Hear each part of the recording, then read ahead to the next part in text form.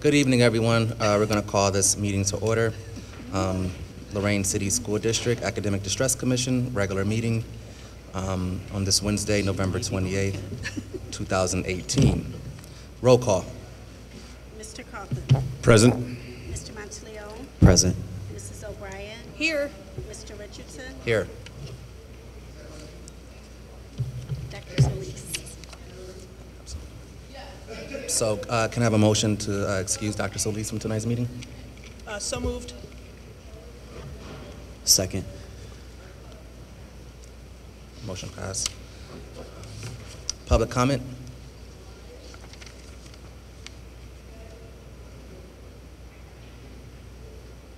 That's a first. So we'll move on to approval of the agenda.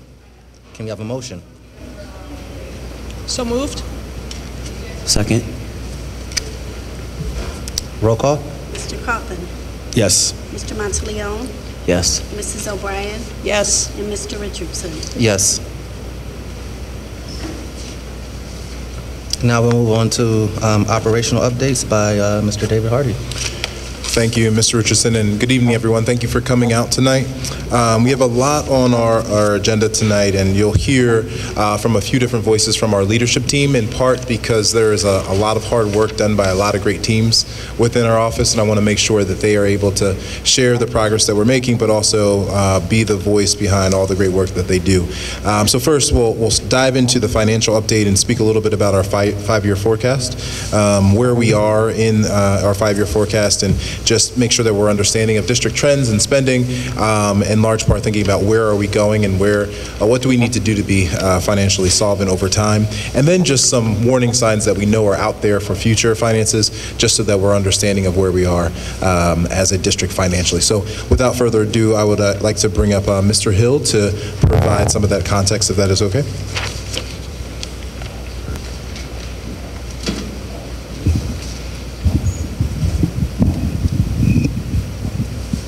Hello. First of all, there's a few things within your packet. I'll touch on the forecast first, and then kind of touch on all the additional handouts.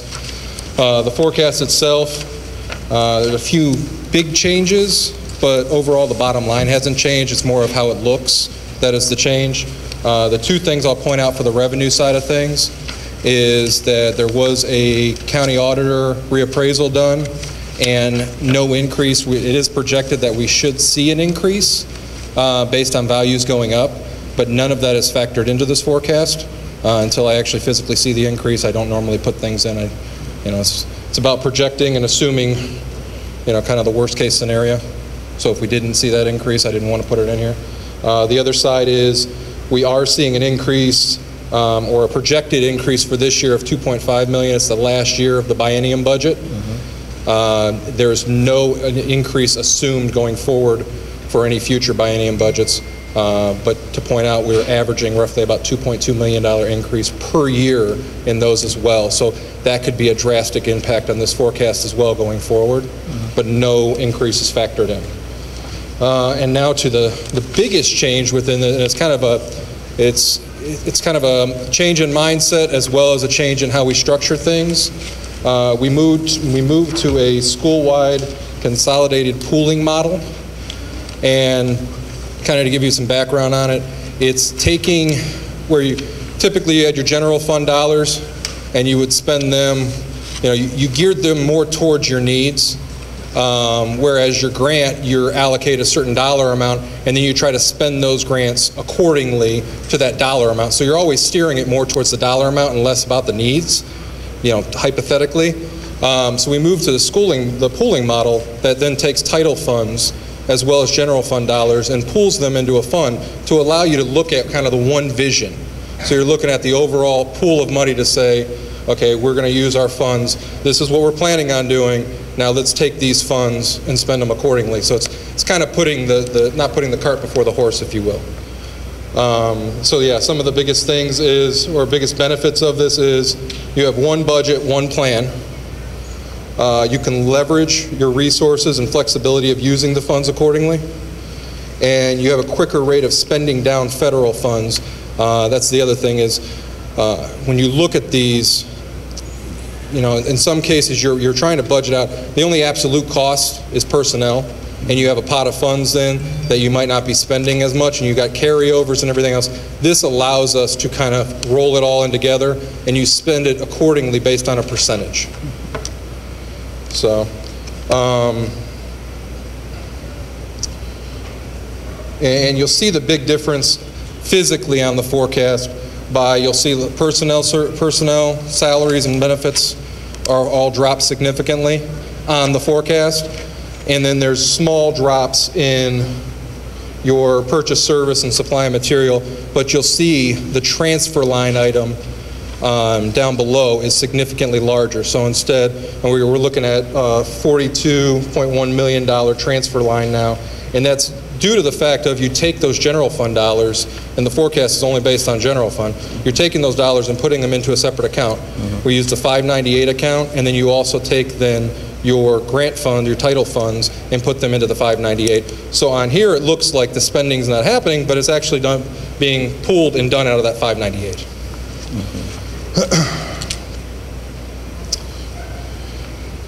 So, those are the big things. The one major thing I want to point out in comparison and looking at trends is that when you look at the bottom line, we're still at a deficit at the end of 21, which is similar to the deficit we were looking at last May for my May update. So there's not much of a change there. On looking at the forecast itself, looks drastically different. But if you look at that bottom line, that's due to the fact of just kind of how we're restructuring the look of it and how we're just viewing overall expenditures in general. And I also, the other handout I gave you is the spending plan. I did that, I update those monthly, and that'll give you an idea. The issue is the one I gave you, I just updated it according to the October forecast, so you're not going to see a whole lot of difference in the projected versus what's actually been spent. There's a little bit, but that's only the difference in when I finished up, at what point I finished up in October versus how October actually finished. So I finished the forecast, and then how the month actually finished is the only differential. You're not going to see a huge trend there necessarily because the forecast is due in October. That's when I produced that at the end of October. The other side of it is the continued look at how we're looking at purchase services and supply of materials. That's that other model. And we're looking at the year-round budgeting model now. It's not something to where we budget once a year and then we're done. It's literally looking at trying to get better and trying to find where we can, achieve efficiencies in processes, as well as achieve, either a better product or a better price for a better product, ultimately. So that's that year-round budgeting process. I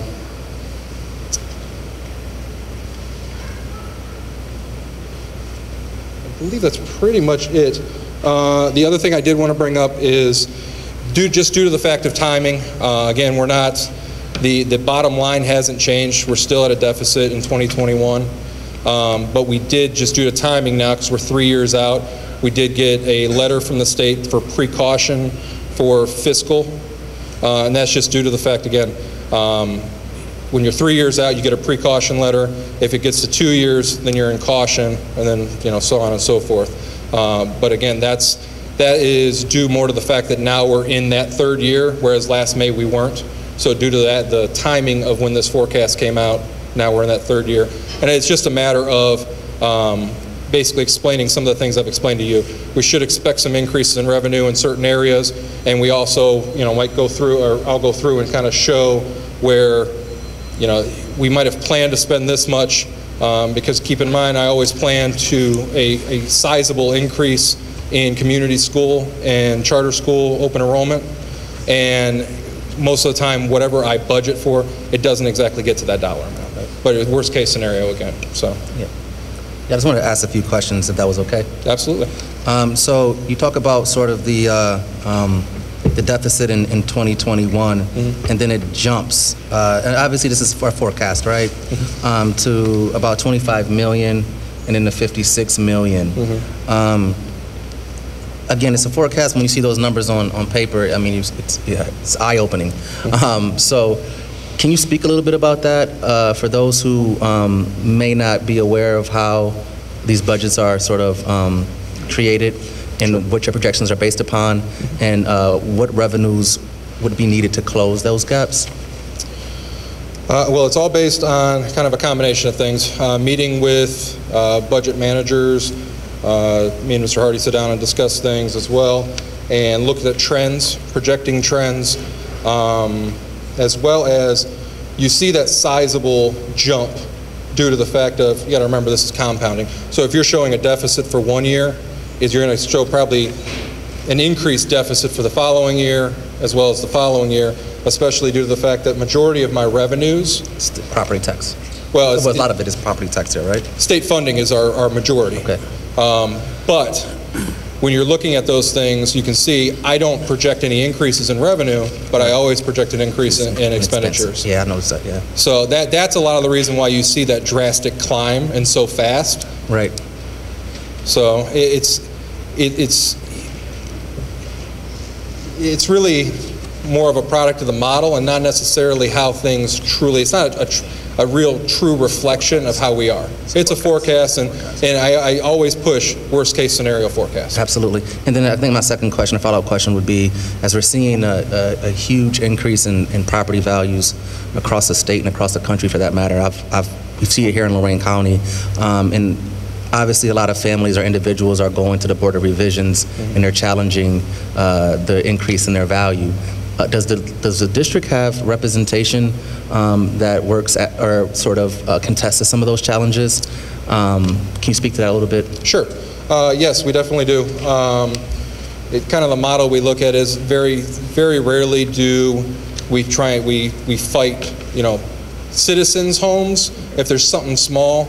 But yeah, like the bigger commercial properties, yes, we absolutely have representation that reviews those and goes on our behalf, and we either discuss settlements or even discuss just fighting the property value in general. And last but not least, so the general property tax from the real estate, that encompasses levies dollars, right? Mm-hmm. And sort of from commercial and residential? Both. Okay. Yeah, you have a property tax value that your rate affects both of them. Both of them, okay. Yeah. And to speak to the property tax increase with the reval, the only millage that affects is the inside millage. Right. So it might look like our value jumped quite a bit, but that's always the balance you play with that outside millages. Property values go up, well, the rate will drop to offset that because those are set based on a number of a dollar amount that has to be brought in. Inside millage is a fixed rate, so that's where we see that increase. And that millage is set at the time in which that sort of tax was encumbered, right? Well, the inside millage is it's not a voted tax. That's based on, there is the 10 mil floor, and this is way kind of down the rabbit hole, but the 10 mil floor is divided up between all the local entities. So the city gets a portion of that 10 mil floor, the library, the school. So that's, in most cases, those inside mills have been locked in for decades. Yeah, exactly. Yeah. I think one other, just a broader message, and I don't know if there were other questions that I hope the community is hearing, because this is a lot of very deep financial conversation around the forecast and where we could be as a district. I think there's a few things to keep in mind. We know we were going to trend this way. Just as years go by, we're going to need more revenue or more money to offset our growing costs that will happen naturally over time. This is not a result of increased current spending. It's not that we're outspending what we budgeted now. We're actually probably underspending in many ways of what we're budgeting now. Because we know this day in the future is going to come where we're going to need revenue, and if we're being more careful with our money now, the need that we have later down the road could be less. So just want to name that out front. And I think, Josh, you did a great job of framing the idea that part of our process is becoming better planned on the front end, which on the front of your packet has the actual kind of budgeting process that we've adopted, the year-long cycle, because we realize if we become better planned, we can be more prudent with our dollars, a little bit more savvy with how we spend our funding, knowing that one day we will go down a road which we will still need more funding, but we can also say when we get there, we've done the right thing with our money leading up to that point. So I just want to name that. Are there additional questions? wanted to ask a question. So you've mentioned that worst case scenario with students leaving the district, and I wondered what's enrollment now and where, in comparison to where we were this time last year, if you know. I don't know off the top of my head exact numbers. Yep. I do. So enrollment, and I know Ms. Prass will speak a little bit to attendance and suspension a little bit later when we get to school culture. Okay. Enrollment has not fluctuated greatly. I think we might be down, no more than maybe 100, 150 kids from last year at this point. So we haven't seen large fluctuations of kids leaving the district or coming into the district. So I wouldn't point that as a larger concern, but I do hear, has there been fluctuation? But no, Yeah, there has not. and I meant that more to say that I was thinking things had stabilized, and I just wanted to make that point that I appreciate that you're planning worst case scenario, but Of that course. might be something that Correct. might not be an issue. Correct. Yeah, But- because we have stabilized greatly, to your point. And there's the other side of this too, that when we have those biennium budgets and the per student amount increases, that's also the per student amount for students leaving. So even if you don't have students leaving, you could still see a rise in those community school, charter school numbers and the open enrollment number, because the full dollar amount goes out. So say it was $5,900 per student last year, and now it's $6,050. You didn't lose any students, but you just lost $150 for each one of those that were already going out. Correct. And that's So- a good point. Thank you. You're welcome. Any other questions? Okay. Thank you. All right, we're going to move on to a couple other, thank you, Mr. Hill. That was very, very helpful. Move on to another item under operational pieces here, and I know this was a discussion at some point. I think the question was raised around a bid made for an addition onto the high school. We wanted to clarify what that bid was for, where it came from, and what the intent was. So Mr. Hawks will speak to that, but know that this has been an ongoing conversation, and Mr. Hawks can give you a little bit more detail around our thinking around this. Good evening, everybody. Yes, this project that we are discussing has originally started as extending the atrium in front of the auditorium to expanding a multi-purpose conference room addition. This is originally started just after we had finished the high school. And then after we finished the high school, at that time, the board, Lorain board, had decided we may need to have that extra room. And from that point, we went into some discussions a little bit after January of 17 in discussions of what type of design, things of that nature. And then into this year of 17, about April, May of 17, we had conversations with an architect. And from that point, we scaled it down, not because it was between about $1.5 million to almost $2 million with the expansion of the atrium area and a large room for us to have multi-purpose type room. We scaled it down to just a multi-purpose / conference room. And we recently went out to bid twice. Our estimates, along with the architect, was about $450,000. But those bids came in twice. We rejected the first round. Those were around $750,000. Second rounds came in between $695,000 to, again, over $750,000. And for the second time, it was my recommendation to Mr. Hardy to reject those bids again and to wait into the spring. Right now, construction, as many people may know, it's booming throughout Cuyahoga County, surrounding counties, Lorain, and the workforce is out there, and some of the contractors that I feel were wanting to take advantage of us. So it's my recommendation to Mr. Hardy that we wait till spring, see how the construction business and as well as the materials, and maybe look at doing this project in a little bit different way. Any questions? Yeah, I had a couple questions. One would be, so can you speak a little bit about the purpose of this space? I don't think that was really clear. For those that have been around, if you recall, we called Room 10 at the old Charleston building. We use that for events, board meetings, conference meetings, meetings with our staff, our administration staff, and in our thoughts, along with Mr. Hardy and I, but also use it for, as well as the students, for their needs that they may have. Some smaller, off the top of my head, robotics meetings we may have. Just like I said, more of a multi-purpose type room, yes.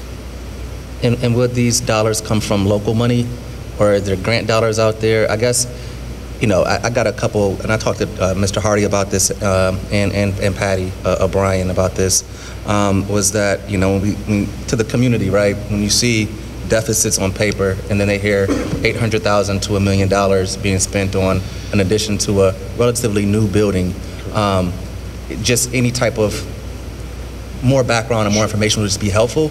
I'm not saying that you haven't done that or that the administration hasn't done that, but I think that's just helpful, especially in this environment. If you recall, when we passed the bond issue back in 2000, the money that our 19% that we had to come up with through the bond issues that we're very blessed that the citizens of Lorain passed, then what we had done is with that bond money, we set aside, we collected a large portion of interest until we started the project, and that money we kept continuing to get interest on it. So the funds that we still have left, which we call the LFI fund, we were looking at using that money, so we are not using general fund monies. And just so for the record, and so that it's clear to our public and our community, is that these funds are from that project, so they're tied to construction, and so we couldn't use that money to hire teachers or to do X, right? Because that bond was for this particular purpose, right? That was in the bond language when it was passed in 2000. So these are restricted funds toward these types of projects. That's absolutely correct. Is there a deadline to use those funds by, or is it they can keep them forever? No, it would keep forever. The bond money, we could continue to collect interest in order, but that money is to be used for, like Mr. Richardson said, for building, things of that nature. So it doesn't disappear at any point? No. And there's no like laundry list of other types of build projects that might be more important or greater need? No, I wish we had more. Yeah. I mean, knock on wood, I think it is a blessing that our buildings, the age of our buildings are, they're relatively young. So we don't have a lot of infrastructure overhead and costs that we need to address right now. So we have the luxury to think about how can we enhance our facilities now because we don't have a lot of those other burdens. And so we're in that space now. So that's why the project that was initiated and kind of spoken to prior to even this administration's arrival came back up, because it was something that we thought maybe, since we have leftover funds, we could do this now versus, kind of coming out of any general operating funds that, obviously would be taxpayer money that we don't want to touch for a project like this. So this was the perfect opportunity to maybe address that and kind of continue some of the thoughts that our school board had brought up a couple of years ago. But with that said, I think, Patty, you raise a great point. Are there other projects? And at this point, there aren't a laundry list of things that we can't cover already. And so by taking these funds from that particular account, would this deplete the fund? Will there still be available money there that it still accrue interest for later projects?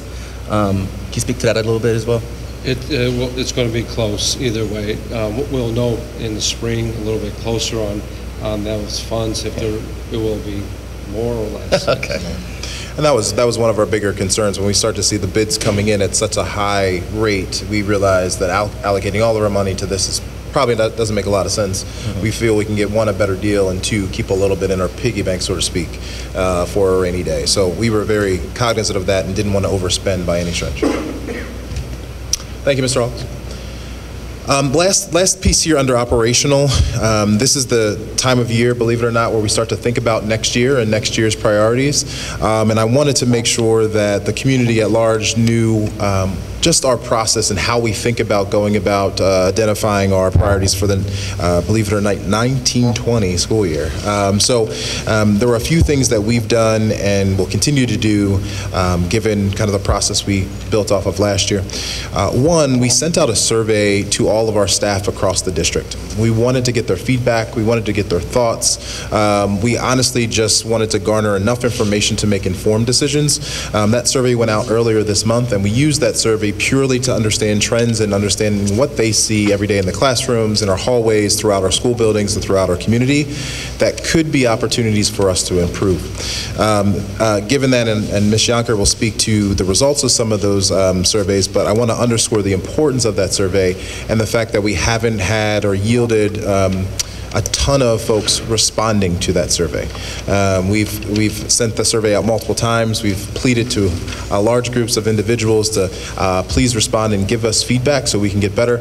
And we found that we haven't gotten the response we needed. It's still open for a few more days, so if you're out there, please respond to the survey so we can get that feedback to really name the priorities for next year. But that survey's out.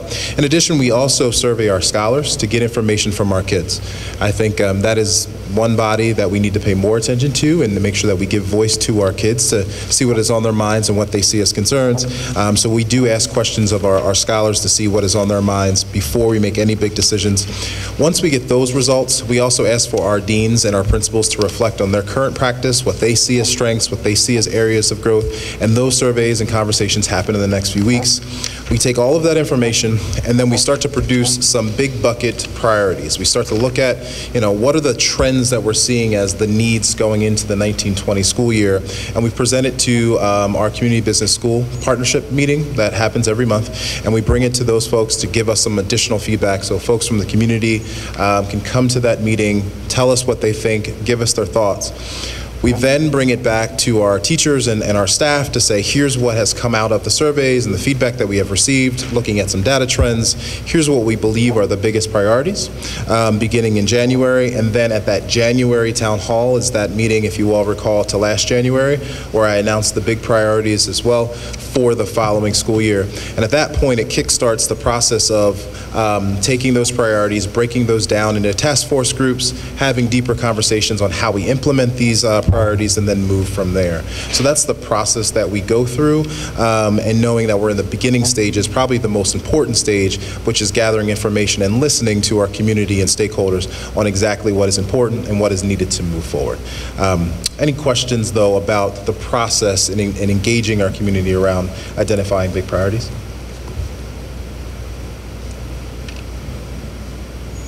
Okay, all right.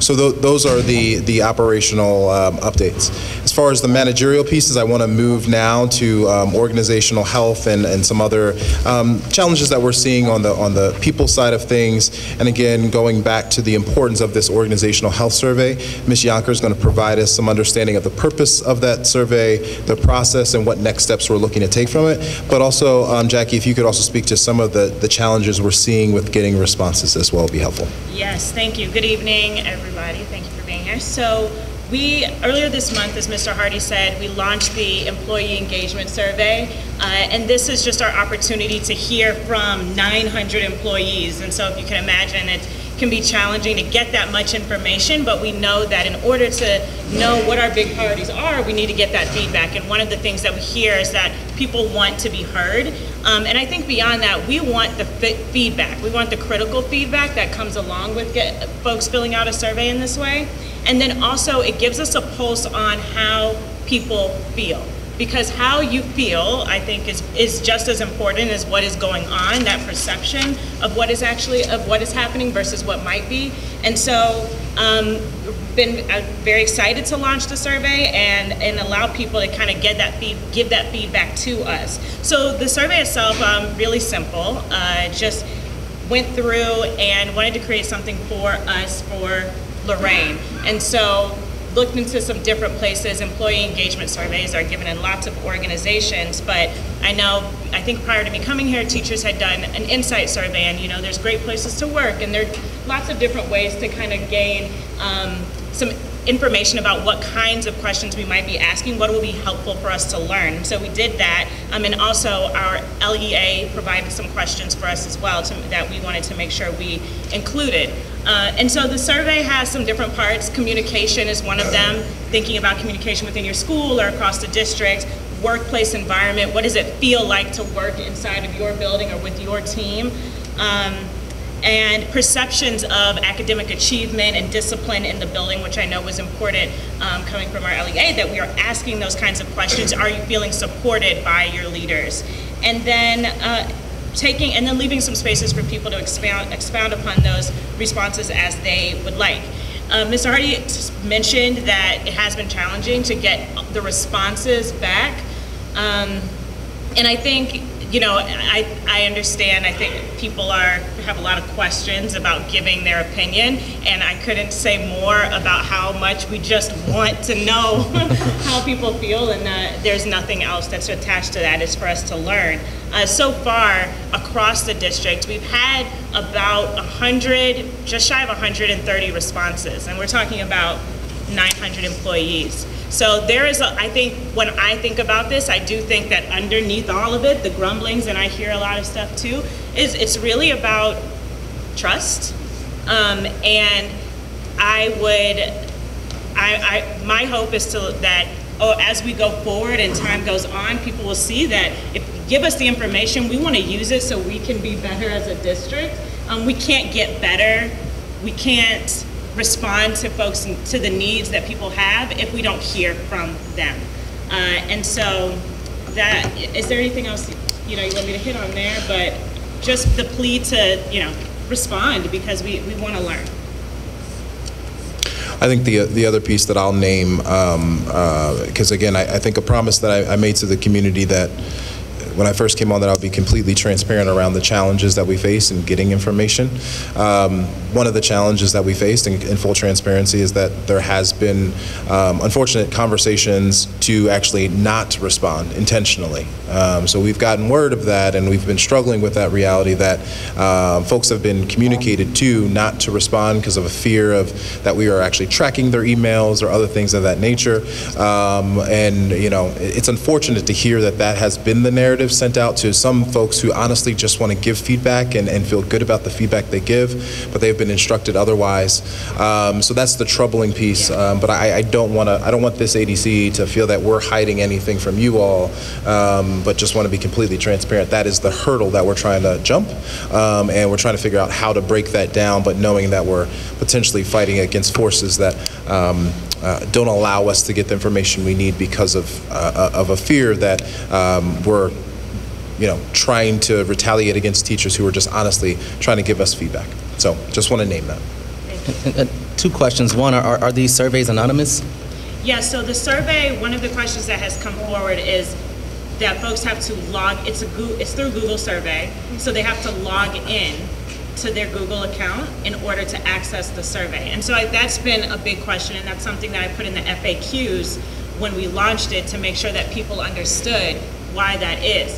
If I could make the link open, but what would happen with that is that we can't keep track of whether or not, and I shouldn't even use keep track, because I'm not using the emails for anything or even looking at them. They are deleted, they move, they're not a part of the way we look at the information in any way or form.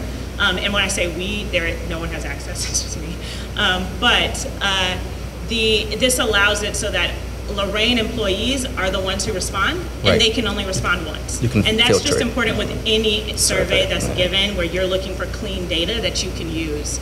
And so that, I think, that's been a concern, but hopefully our conversation here today starts to move people towards it. So let me ask this. Where does the sort of the fear or the rumors of retaliation or misuse of the survey information, like where does that come from? And if you don't feel comfortable speaking to that publicly, we can speak to it about it privately, but I just want to get a sense of where is it coming from and who or what's fueling it, just because, again, how do you change or try to improve or be more, or just be responsive to the workforce and the sort of the culture of the district if people aren't buying in, right? So I'm just curious about that. I think it's a fair question. I don't mind answering it. I think it stems from a lot. And for those that have been here in Lorain for some time, I think it stems from, I think there was a time period in 2007-ish. There was a large reduction in force.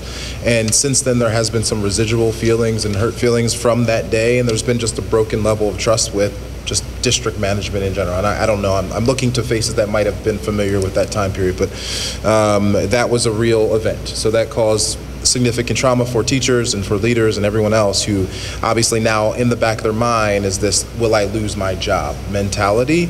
On top of just the reality of, I don't know how frequently feedback has been asked for from previous administrations or those that were in administration of teachers, of staff members, and my hunch is that because they're reluctant to do it because it's relatively new. So it's like, who are these folks asking me for their thoughts? What are they going to do with their thoughts? And so there is that, Ms. Yonker, to your point earlier, that trust building that is necessary, but at the same time, we can't stop from asking feedback because we need it to get better. So I think those pieces are there. And then the third piece, I think there are, unfortunately, I think there are entities and maybe even just individuals who just want to be oppositional. And so that opposition will kind of always be there, will kind of stand strong against what we're trying to do. I even hate admitting that because I truly believe that we could get all on the same page and do right by kids. However, I do think that is the reality, and therefore emails, conversations, and in some cases just straight up conversations do not respond to this survey have been made with individuals, so therefore we don't get the responses that are necessary. And do you think sort of this survey going out is a part of trying to establish and build trust, right? So when you think about what levers are out there and how do you sort of build, or not build, you need to establish trust. Can you speak a little bit more about that? Are there any strategies around that and ways to engage, working with obviously the LEA and then the various leaders and teachers? And Yeah. So your question is, what are the strategies that we're going after to build trust? Correct. Establish trust. Establish trust. Yeah. Absolutely. I think the survey it's one part of that for sure, because I think when folks see that they can give us feedback and then that feedback actually turns into action that is based in the things that matter to them the most, the pain points that are hitting them, in their hearts the most, then I think that's the first step. You'll start to see that action start to flow through. But again, there's the step of getting there. One of the things that I personally have been thinking about is how can I, as Chief People Officer, really try to get to know, and it sounds crazy, every individual in our district. And so when I think about building trust, I think about just being in the same room with people. And I know that's not always it's not the easiest strategy, but I do think that there are ways in which me kind of being visible and in a room would be helpful, because they do see my name come across their computer screens when something like this survey comes out. And recently I had a discussion with somebody about even just starting with some of our key stakeholders, our department heads in the high school. Could I sit down with them, have those conversations, get to know the people who are behind the survey so that they understand that I see a face to that as well. But I think the big step will really be showing people. I think I have to take action that will show them that the trust is there. And so with the survey data that we have, it's not a lot, but we're going to use it. Right. We're going to use the data that we have, and then I think folks will see that, and those few people will eventually see that they've had a really large voice in our district because they were the ones who responded. And that's one place I'll start, but I'm always open to hearing more about what people want and what I can do, because I have thought about even changing the format. What if I change the format? Would that yield better results? And honestly, I don't think it would, but it would dampen the quality of the data that we got, and we can't do anything with data that's not meaningful.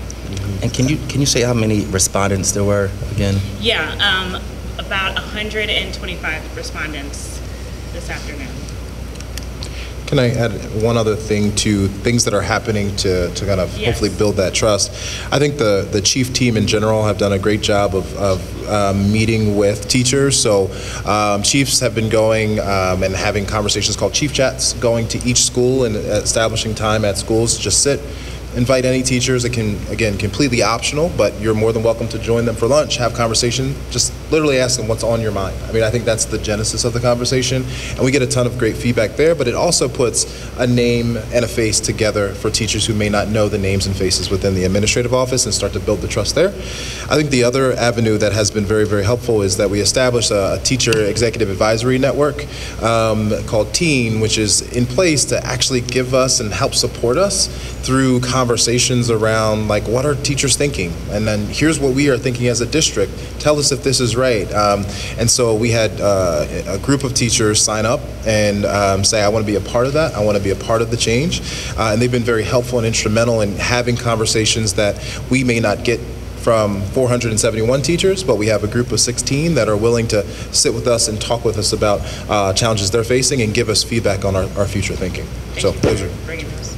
And if I could just jump in and throw a perspective, I guess, as a teacher, obviously, and you hit on many points that my colleagues and myself have had discussions with. As a matter of fact, yesterday I gave the okay for some colleagues to do the survey.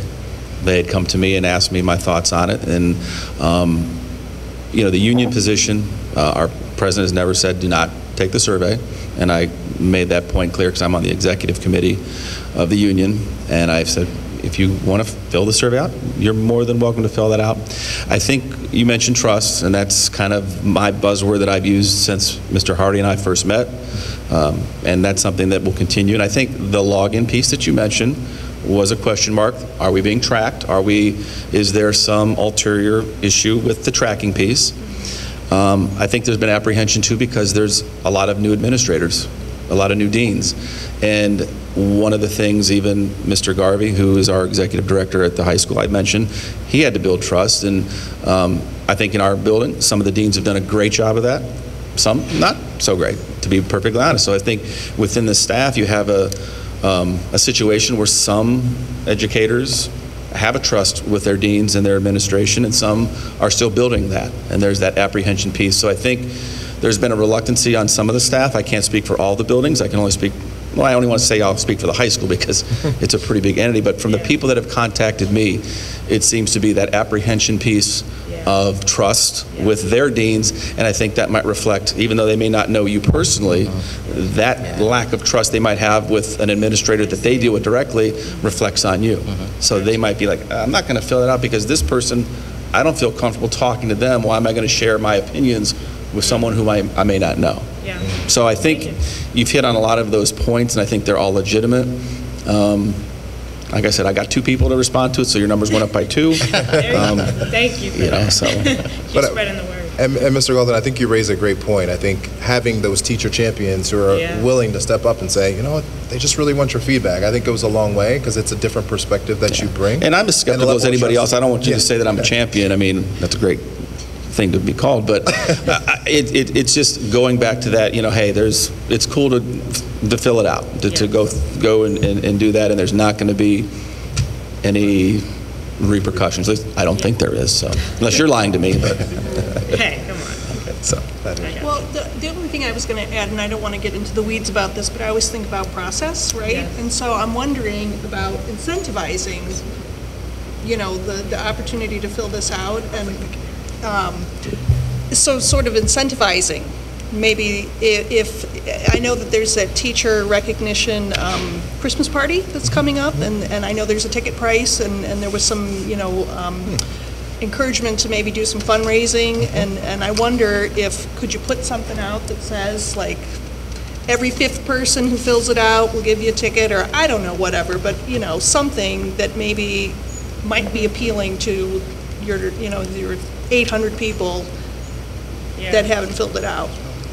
I love that. That's great. Something. That's great. Got my friend Josh I do. I mean, I love the idea. I also can't see my chief strategy officer I who know. oversees our finances, which might have a challenge with that. But I think it's the spirit. There the may be some spirit. community, members that might be willing to help with that. Understood. And So, to speak to that, we did offer the first school with 100% hot breakfast. So I know some people, some leaders are like, hey, hurry up and fill this out. But so we'll see kind of where we land. I'll take that. Thank you. Thank you, Patty. That's extremely helpful.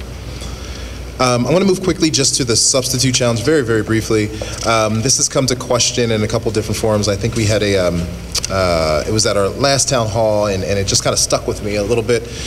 There was a parent who was expressing the challenge of having substitutes in the classroom and not having a fully certified teacher there every single day, and the frustration they had. And I completely understand and empathize with their frustration around not having a certified teacher there because there's a substitute in the classroom. So we realize that we have a large number of call-outs on a daily basis from teachers and other staff, and so we struggle with getting enough people to fill those classrooms every single day. For example, I just had our staff kind of just pull a number for today, for example, just a random day, just said, what does it look like today? And their numbers were pretty significant, where we had 88 teachers out today across the district. We were able to, and 57 of them needed a substitute teacher in the classroom, and we were only able to fill them with about 33, 34 substitute teachers. So those things are a reality, and I just wanted to name that as a challenge as we think about how do we fix that, how do we address that. There's a number of things we want to raise to the community and say, hey, we're aware of it, and we appreciate the feedback around that challenge, and we apologize for the frustration, but no, we're trying our hardest to fill those classrooms the moment we find out a teacher will not be there. But more importantly, we want to get to the root cause of that issue and why we're seeing that number of teachers out of the building. So I wanted to name that for this body so that you're aware that we're trying to figure out this larger, broader issue. And really quickly, how many teachers are in the district? I know 900 employees. How many teachers? 471, give or take one or two.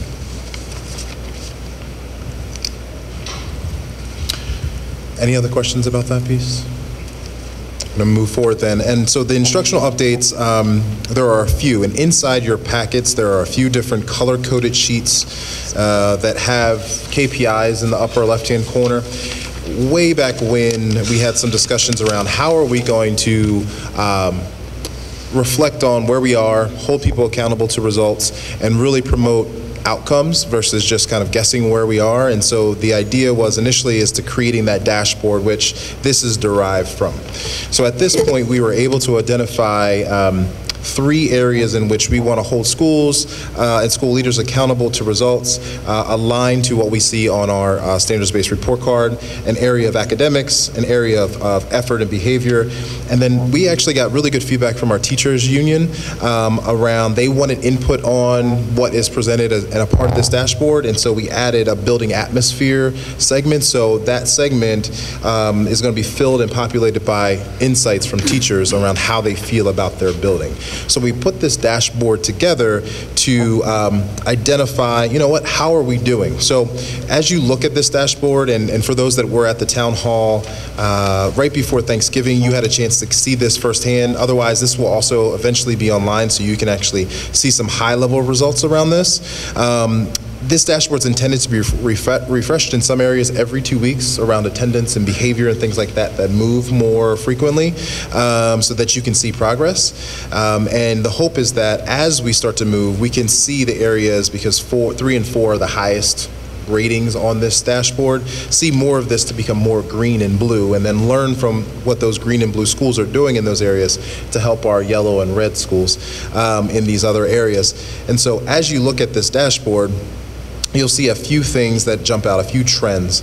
Obviously, we have a ton of work to still do around chronic absenteeism and some work around, obviously, our instructional components. But we are very encouraged by some of the attendance rates, especially at our elementary schools, which Ms. Prass will speak to, and then also our suspension rates, or the number of kids that are out of classroom because of misbehavior, which, again, Ms. Prass will speak more to in a few minutes. Knowing that we have a lot of work, I think this being the first draft and being the first run, it gives us a start to see where we are. We didn't have this before, but this has created a conversation of improvement versus a conversation of guessing where we need to go. So we've nailed down what we believe is important. What you all also notice there's an absence of, and you'll see by the dash marks, there's still some incomplete data. Right? So some of the data that is on here still has not been submitted, partially a lot to what Ms. Yonker was speaking about earlier around the building atmosphere. That section is going to be directly pulled from the survey that we've given out to teachers, and so without teachers responding to it, it's hard for us to get feedback on how they feel about their school building, so that's why it's so important for this dashboard, so we know how to improve. At the bottom of this, underneath those last rows of dashes, you will see a composite score. So schools get what is we consider just a composite score against these key performance indicators, and you will see the majority of schools that are moving in the right direction are our elementary schools, where we still have some work to do in our middle and our high school. The top sheet gives you all of the elementary and middle schools, and the sheet behind it gives you specifically the high school. The high school asked to be broken down a little bit differently because they have a little bit different scorecard, if you will, where they added on-track graduation and how we ensure our kids are on track for graduation, which I think is crucial. And we included some additional pieces around behavior to get more specific around the challenges we're seeing at the high school to make sure that we're addressing the needs of all of our kids at all grade levels.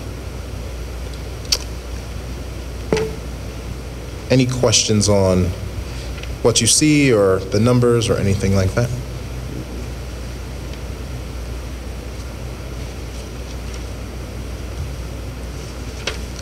So how often does sort of the administration, including the building leaders, get together to sort of look at the data, dissect it? Yeah.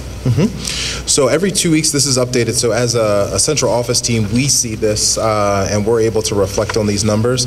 Just because it's relatively new, I think we've looked at this only once. We just actually produced the first board on October 10th, so we've seen this once with the holidays. But we will see this again in December and of course in January as an administrative team. As far as school leadership teams, I know that Mr. Bishop and Dr. Brown and Ms. Prass were meeting with school leaders to talk about their data and have a monthly, is that correct? Is it monthly? Quarterly, sorry, quarterly, to review these data points with school leaders to say, what are your strengths? What are your areas of growth? How do we improve? What do we need to do to improve? And those conversations just took place with school leaders in the past few weeks.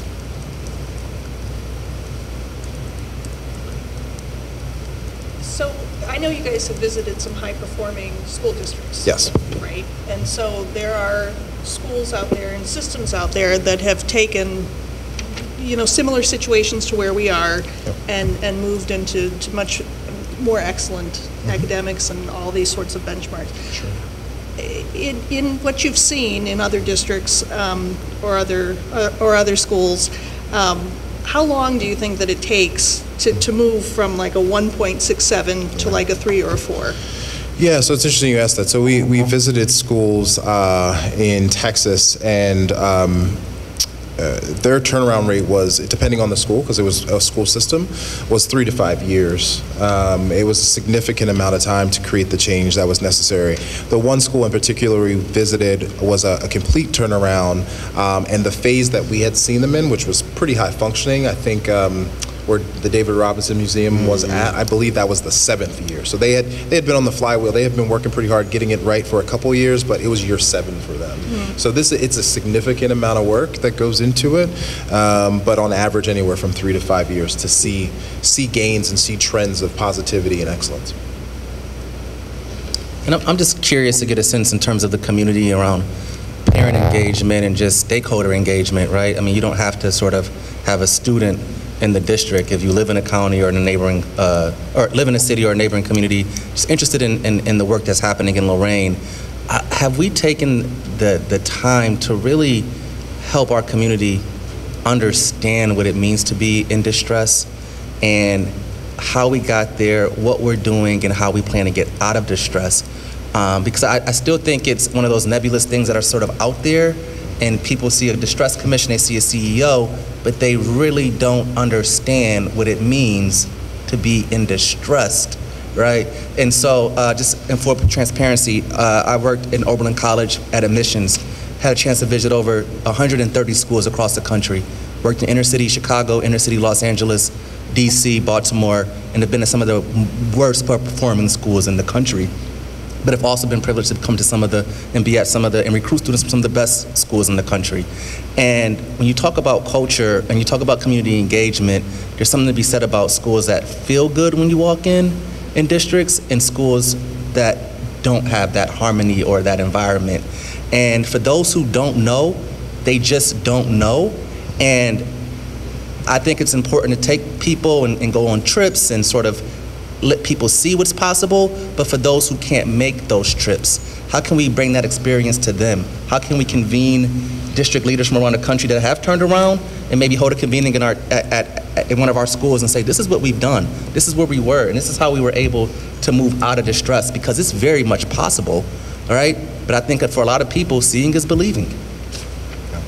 Yeah, no, I think those points are right on. I jotted a note to think about how we can bring folks here to speak to the transformation necessary for excellence to happen, and give that timetable so people realize the work that goes into it, but also the depth of the challenge ahead. I think, unfortunately, too often we think, let's just bring in a new curriculum or, add another textbook or whatever it might be, but there's actually some just foundational people work that needs to take place, and there's just some ingrained mindsets that have to shift to make this possible, and that is what takes a lot of time, but it's definitely duly noted the idea of bringing and convening leaders that would be willing to come here and actually, I think even to the idea of so they can see our schools and then also speak to our community around the challenge, but then also being able to just highlight the depth of the work that needs to get done, which I'll speak to in a second when we get to the report card. Can I say something about the community piece? And I kind of prepared something just on that community piece. So I'm going to read to you just a prepared statement. It says, recently a group called It Takes a Village is formed. And they are looking to help the students of Lorain and improve the culture within our schools and community. And I just want to recognize and applaud their efforts, because it's really nice to see a community group that's come together. I know they were out at the Lorain Waterfront Winterfest. They were collecting signatures, talking to the community in regards to protecting public education, local control in Ohio, opposing the effects of House Bill 70. And they really want to create a space where everyone's voice is heard, and to make sure that there is accountability, action, effort, input, transparency, all the things that we want in our schools at every level, with parents, family, children, students, teachers, staff, community leaders, and administration. So I just want to kind of applaud them for kind of taking a lead in that within the community. And in addition, I'd like to express my condolences to one of the founders of It Takes a Village, Barbie Washington, who lost her husband suddenly, Kenny. Kenny was a very active member of the Lorain community and worked hard to improve our city. And the Washingtons go above and beyond for our kids in the Titan community. And a GoFundMe account has been set up for his help with funeral expenses. So I just ask that everybody continue to keep the family in their thoughts and prayers. And it's, hats off to them for stepping up, but it's a tough time for the family. Thank you, Steve. Thank you, Steve. Is it okay to shift to the report card? Okay. Okay.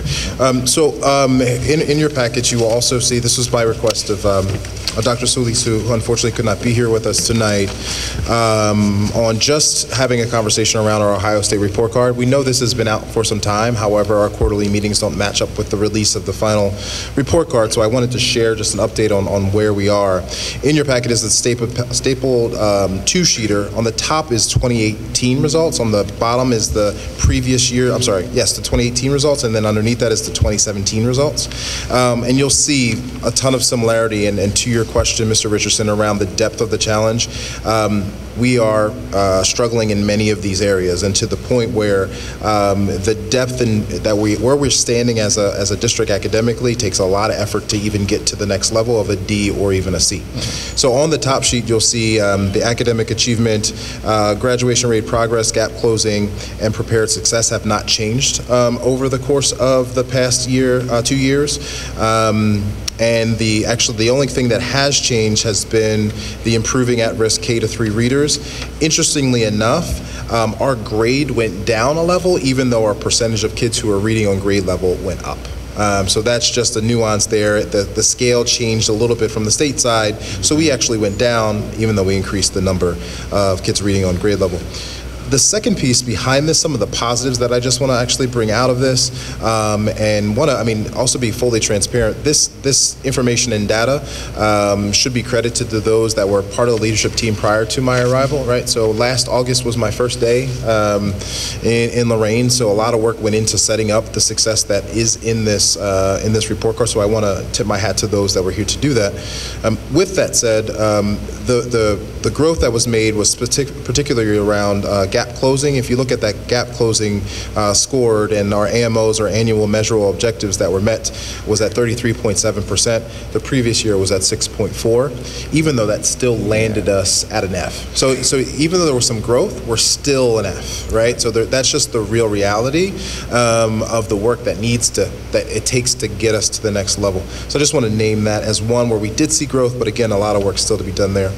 Another area where we went up slightly was around achievement. We went up 1 percentage point in our performance index, from 51.3 to 52.4. Again, still we're unfortunately in the F range, but we will continue to pursue it and move out of that direction.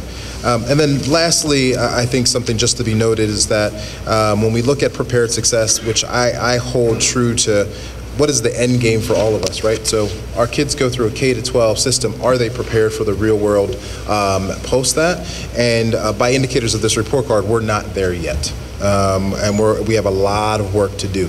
So I just want to emphasize, Mr. Richardson, I think you raised a great point. The challenge ahead is real, and we can't walk away from it. There's a lot of work that needs to be done, while at the same time there's some great bright spots that we should also highlight. So earlier this year, we highlighted schools that did a tremendous job and make sure they were recognized about 4 or 5 weeks ago, and make sure they were aware of the growth that they made individually. So Helen Steiner Rice and Larkmore Elementary, Garfield Elementary, Tony Morrison, those schools were recognized earlier this year for their growth individually, but as a district we have a lot of work still to do. And so, Mr. Hardy, if you don't mind, I think the word, and Mr. Coughton, thank you for expressing condolences, and we echo that as a commission. So thank you for that. And in terms of the group, It Takes a Village, also thank you for highlighting their work and bringing it to the forefront. I think I read an article in the paper, and I've heard some things around the community around their work. But with that said, I think we use the words transparency and accountability, and I think it's becoming diluted in terms of how we use those words, because we need to really unpack this word accountability. And I think one of the things that is naturally or inextricably linked to accountability is understanding what someone's being accountable for. So if you don't understand the state report card, who are you holding accountable, right? And I think one of the biggest problems we have with the state report card is that a lot of parents who are sending their kids to the schools, and there are even teachers in school districts across the state that can't deconstruct this, right?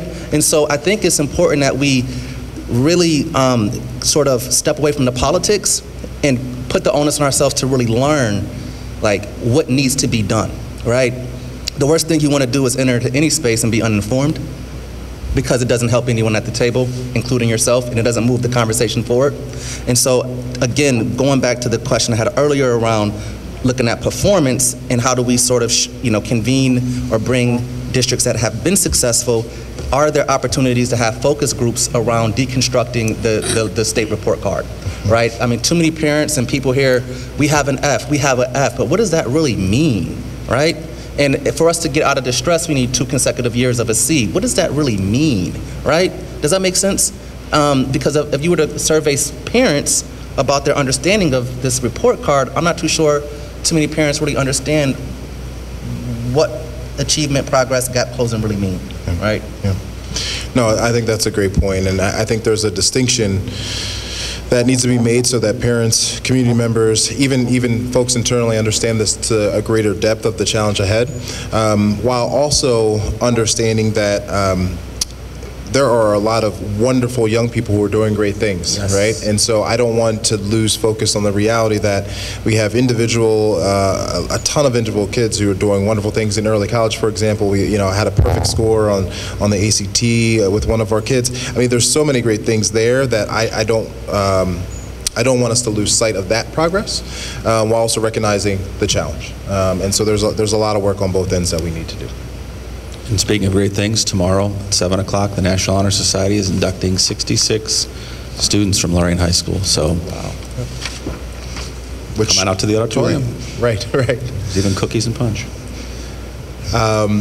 So with that said, if there are no further questions, I want to shift us to how we're trying to get to the root of some of the things we're seeing in the report card through the way that we even grade our children. I think there was a great point raised, and Mr. Bishop's going to come up and speak a little bit more eloquently than I can around standards-based grading that I just want to name before he begins. Standards-based grading was an idea that was brought up by our teachers almost a year ago, and saying we need to really get to the root of how we grade our kids. It was an idea that was generated by them. Again, one of our big priorities identified in January. However, I will admit and will say the translation of how we got from the idea to implementation has not been great. And the result, that has resulted because there was leadership transition that happened. There was an individual that was part of our district who was to take the idea, start the task force, pilot it, and make sure that it was ready to go for the school year. That individual left the district. And so unfortunately, Mr. Bishop, well, thankfully for us, Mr. Bishop has come in to kind of pick up the pieces and really put it in better shape than I think we could have ever imagined at this point.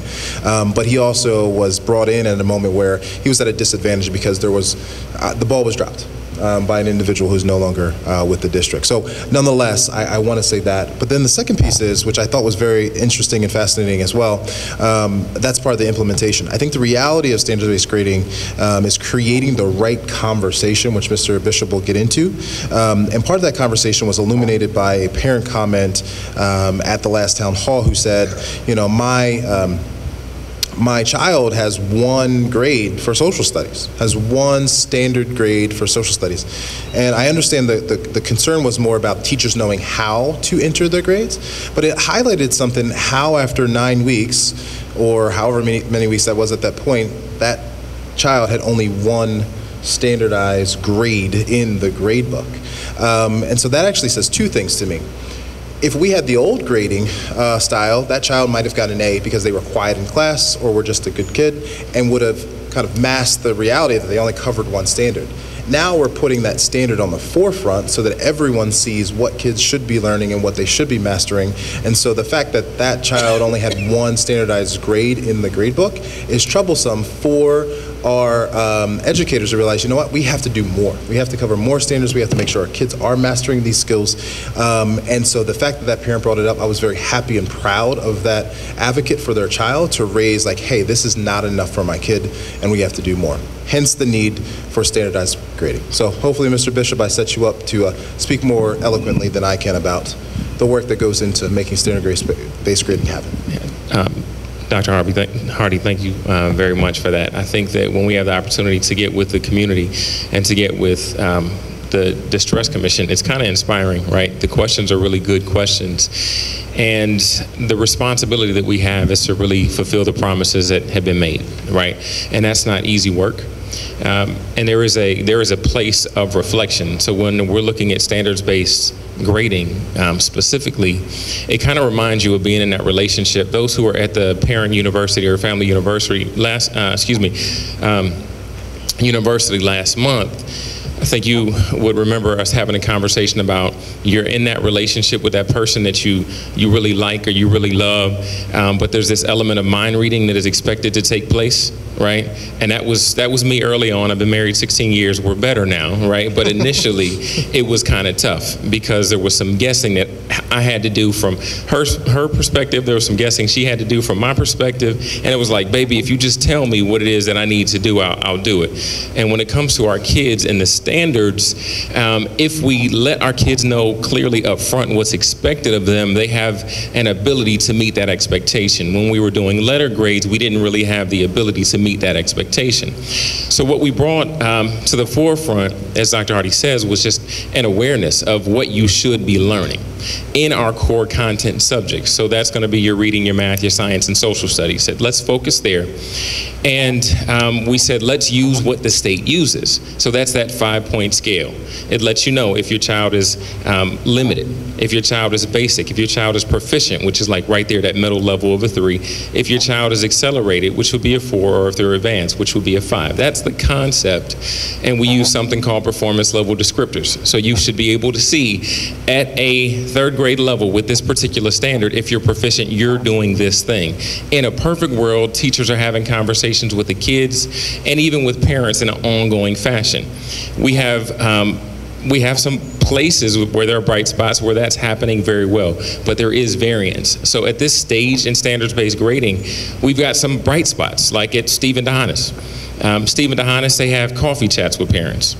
They brought their parents in, and they actually went through the mini handbook with the parents. They had an EL group for those who weren't English speaking. They had an English speaking group where they actually broke down what those numbers meant.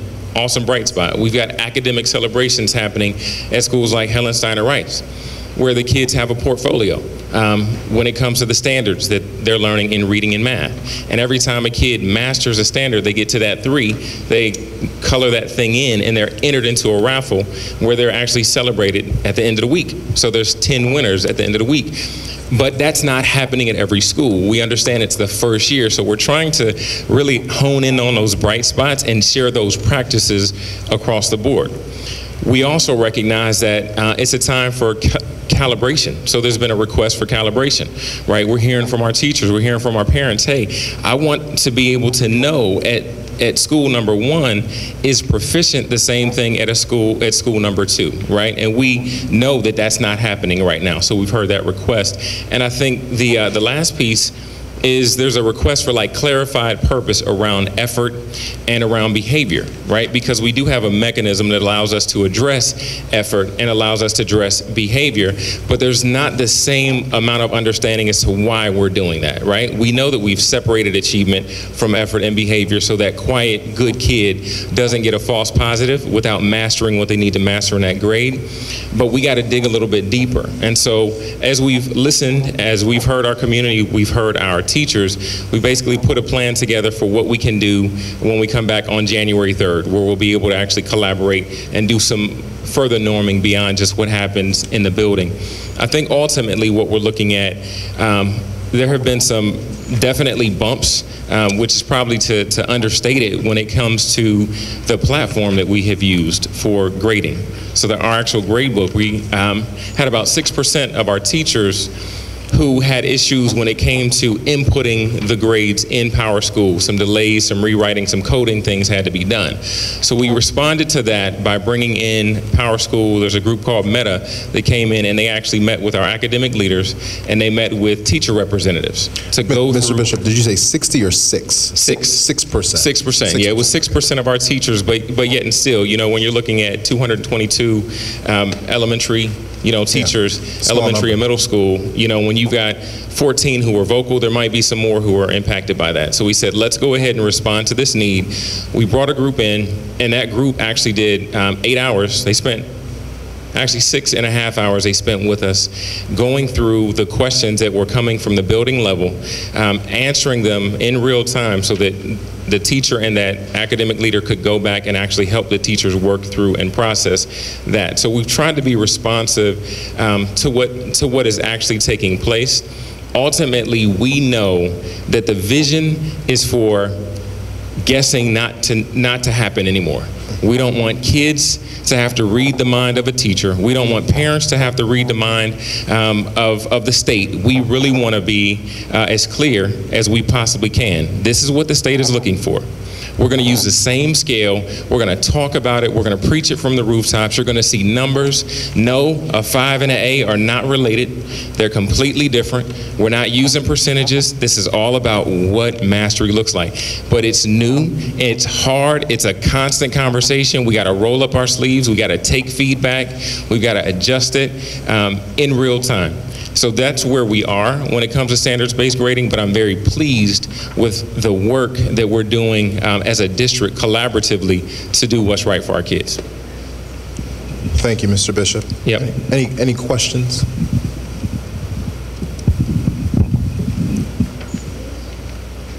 Thank you, sir.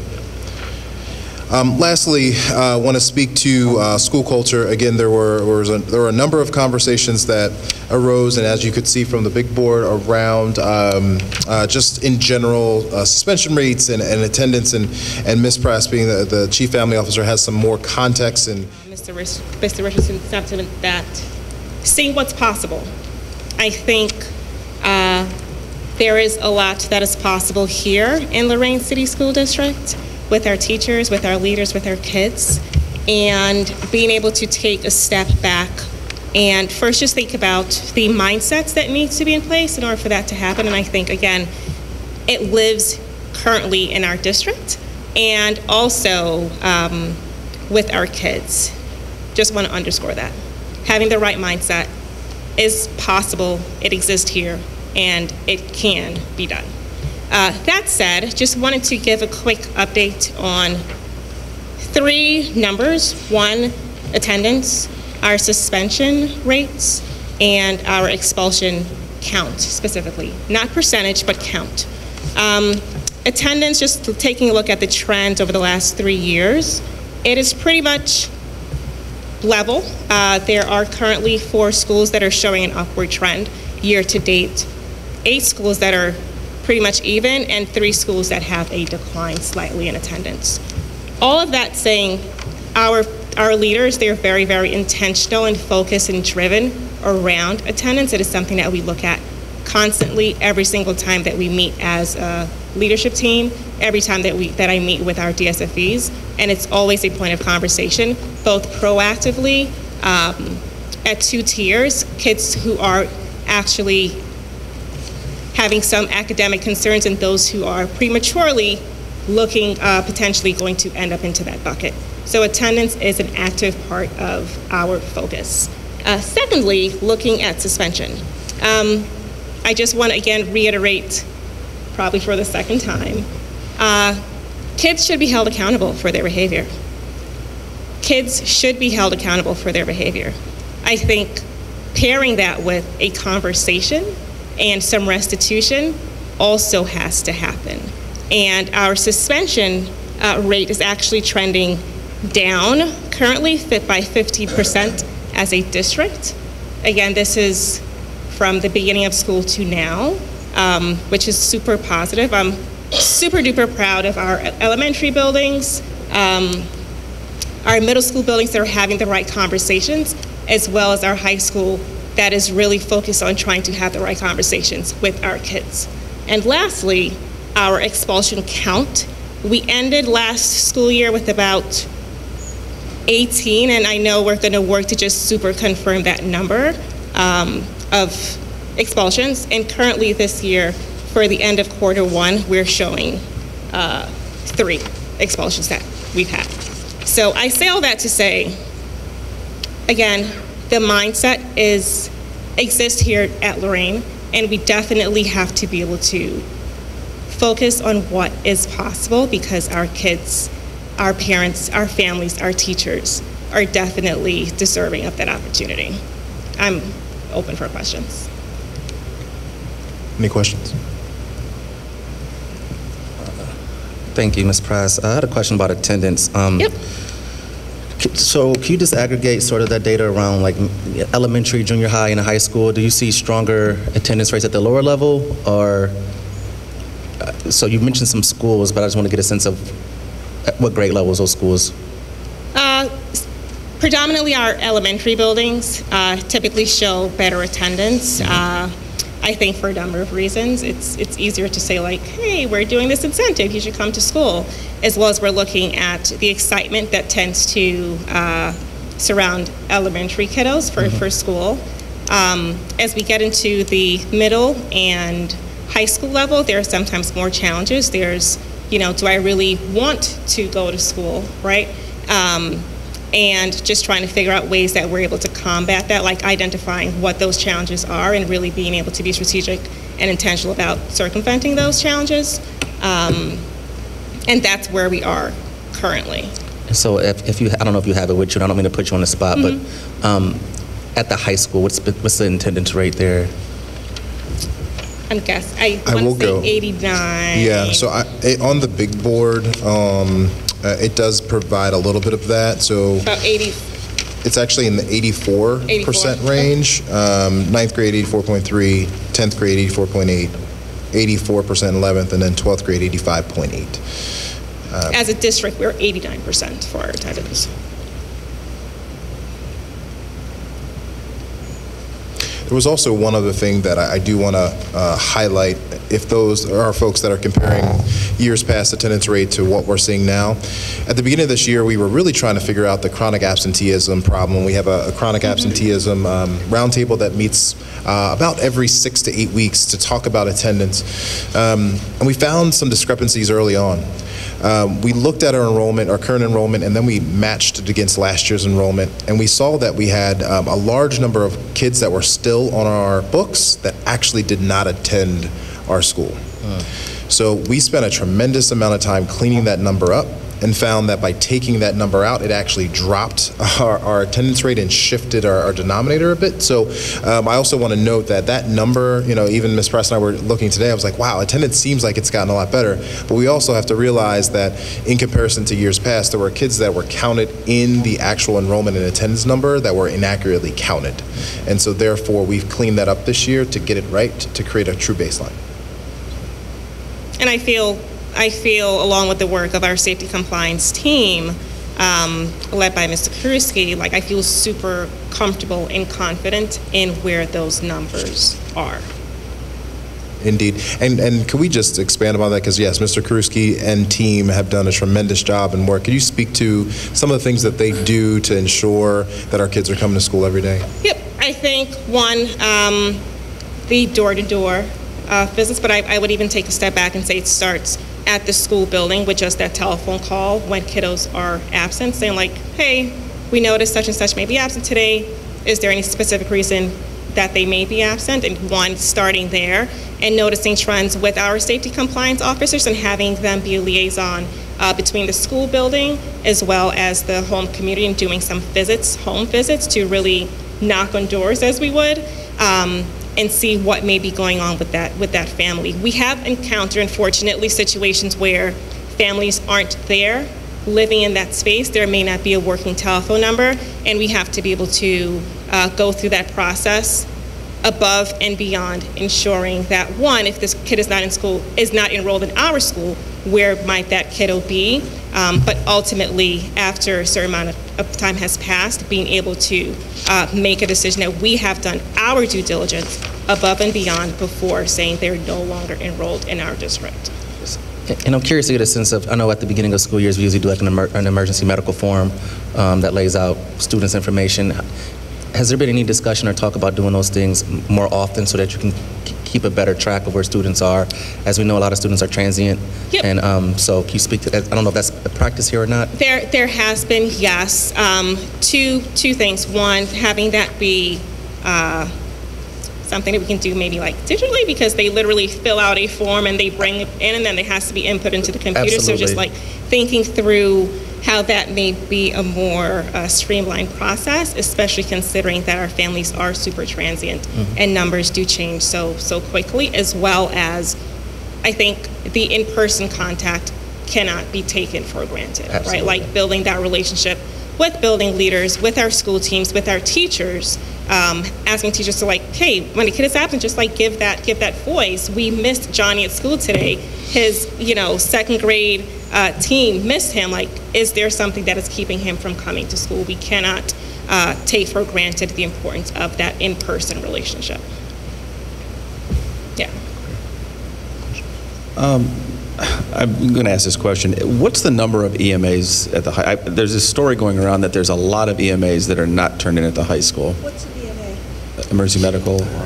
And I'm just curious, is that accurate? I don't know if this is the forum to ask that question, but it was alarming to me when it was brought to my attention that there were 800 EMAs at the high school that were not turned in. I don't know if that's accurate or not, but I am not sure. I can find out. Okay. I can ask. I don't have that information available right now, but I can find out. Which goes to the challenge of getting that form back from our kids. Yeah, absolutely. I can say I know one of the nurses, Miss Jones, I remember, was it maybe, not prom, event held in October. It's like, nope, if you don't have, Homecoming. if you don't have your EMA, like, you can't come, and like being really steadfast about that, but I don't have a count as to like how many are missing. We can find out for sure. Yep. Thank you, Ms. Press. You're welcome. Really appreciate it. Last thing on here, and then I promise I will end here. To just circle back to identifying next year's priorities, so you can hear the things that are going on that we see and what is brought to us as challenges, and or areas of celebration. So I want to make sure that is very prominently spoken to, the wonderful things that all of our kids and staff do every single day. With that said, in identifying next year's priorities, there are some bright lines that are already starting to jump out, and some of which the questions were raised by, and some of it is in relation to some very specific populations. We realize that we have a lot of work to do at our high school in certain pockets. We also realize a lot of what Ms. Prass was just articulating, and some of the largest challenges we have been in the 9th grade academy. And so the initial thinking is that may be one of our bigger priorities for next year. Nothing has been obviously promoted or even spoken to any depth, but the idea of doing something different with our 9th grade academy is real. Expanding from where they're located to how they're supported to a number of other things, so that we can address the needs as 9th graders, because that is an interesting year, right, for a child to go from middle school to being at a large high school with almost 2,000 kids. So there might be a situation where we need to rethink what that looks like.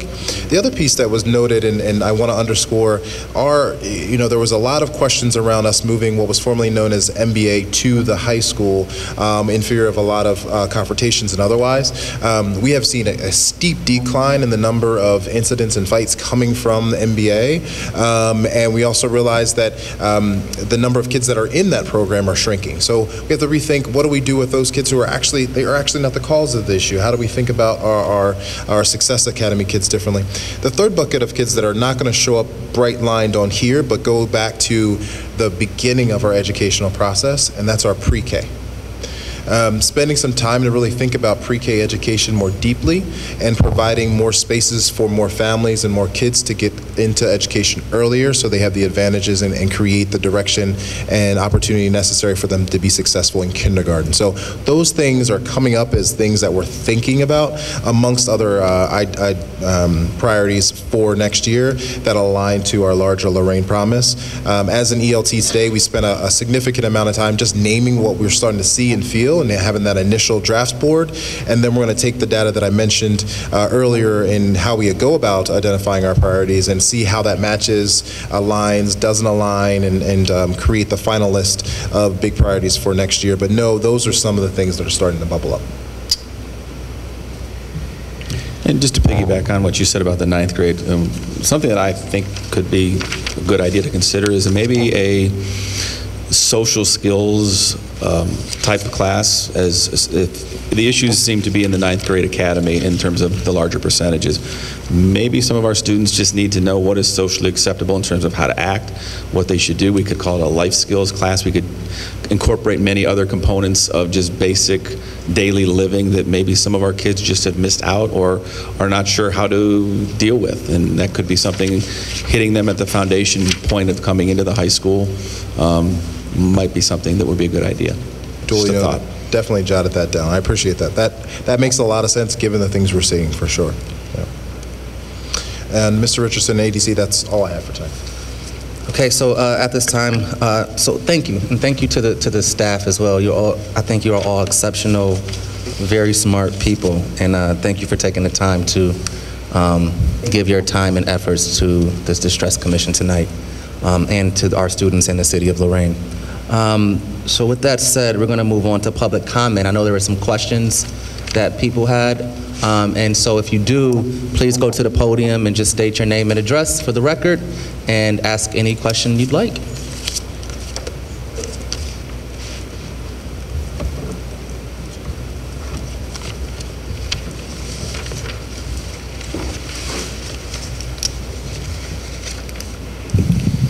My name is Summer Harvey, 832 Highland Park Boulevard.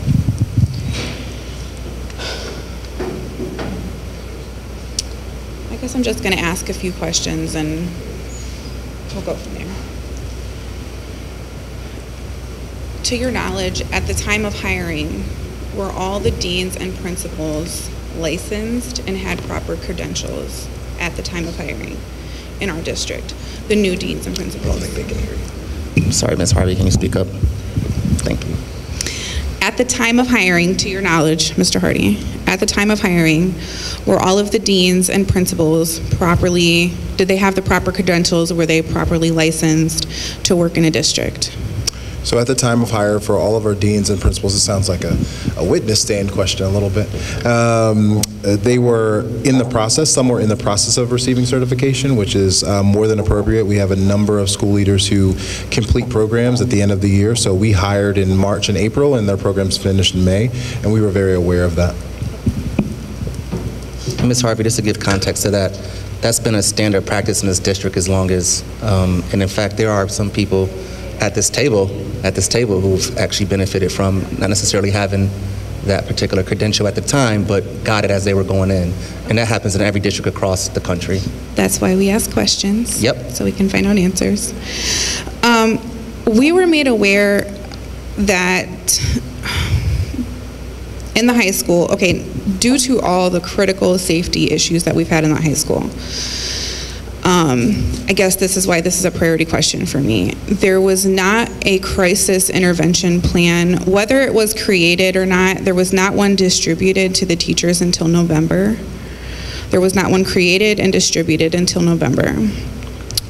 Can you speak to that a little bit? Because that's just a little alarming for me. Like I said, due to all the critical safety issues that we've experienced, that would have been something I would have assumed would have been a little more priority. Yeah, so every school has a crisis management plan, and all teachers and staff are aware that there is one.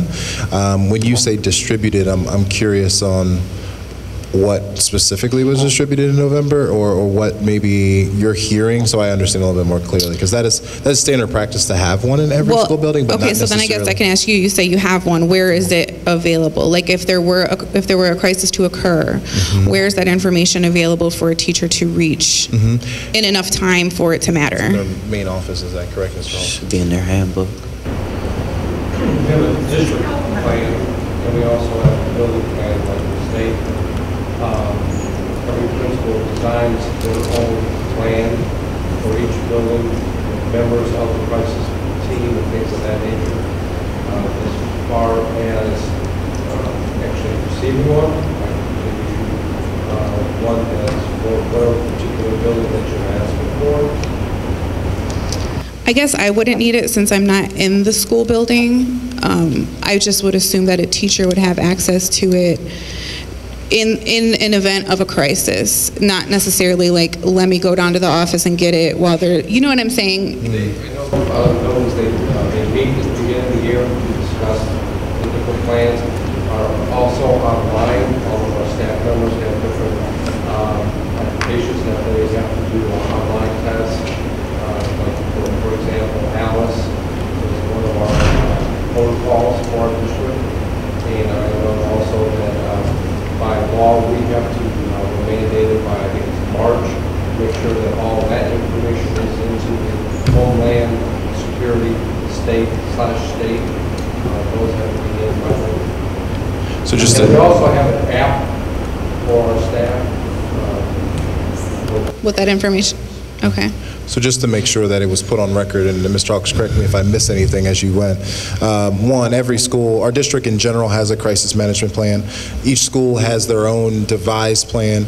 In August, school leaders and teams speak through what the crisis challenges may be, and work through what that plan will look like in action. All teachers are mandated to actually take ALICE training, where that also details how to respond and how to handle certain situations. And then something else that Mr. Hawks and his team ultimately do a great job in monitoring, especially at the high school. We have to have a certain number of fire drills and other drills that happen during the school year in case of major crisis.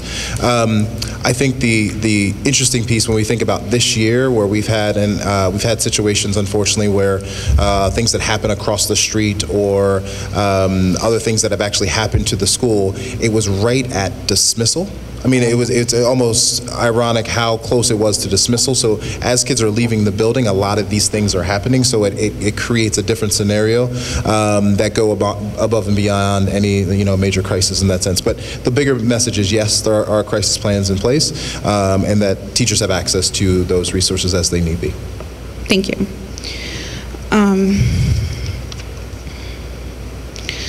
So obviously it takes a village. So we've been privy to a lot of the teacher experiences and the atmosphere. And this information that we have and have, I don't want to say distributed, but this is not something we're making up. We have no agenda. There's no reason for us to be oppositional. I want my kids, I have kids in the building. I'm not like sitting at home with nothing to do thinking of how I can, dismantle Mr. Hardy and his administration. That's not what we're doing. We are 100% for our kids. And it's funny that you say transparency and that it's being jumbled or whatever, because that's exactly what we feel like is lacking, is transparency. May I ask just a question on what information is needed to provide the level of transparency that you're looking for?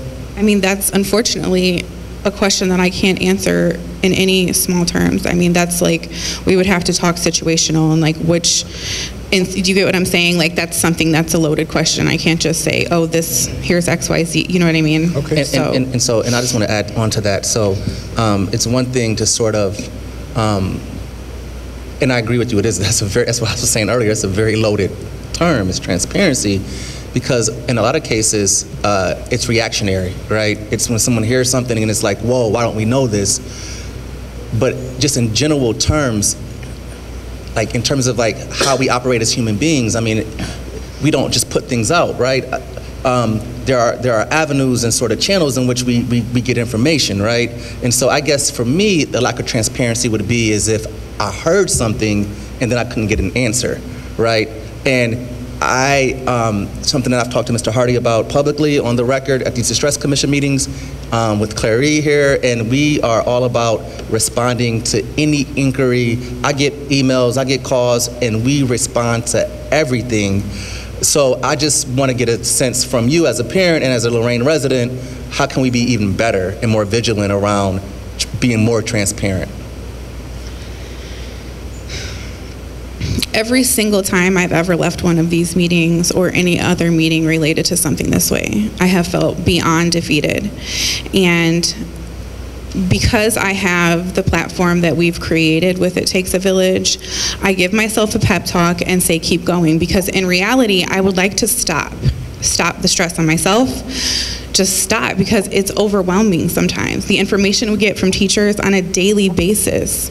I have an excerpt that I would like to read to you if you would like to hear it. It is not most tastefully written, there's no cuss words or anything, but it is from a teacher.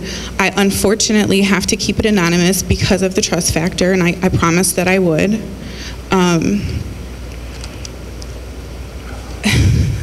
This is from a teacher. At our building, we have an incompetent principal who formerly ran a charter school in Columbus that was shut down. She isn't doing much better now. We teachers are all very concerned about her 1, lack of professionalism, 2, ineffective communication to both staff, student, and families, 3, lack of support provided for teachers, 4, time spent operating a daycare in Barberton on the side, 5, inability to provide clear guidance on standard-based grading, student discipline, and school vision mission. We work under fear of being, quote-unquote, walked out, and at any minute by admin who have established a culture of paranoia and distrust. Excuse me.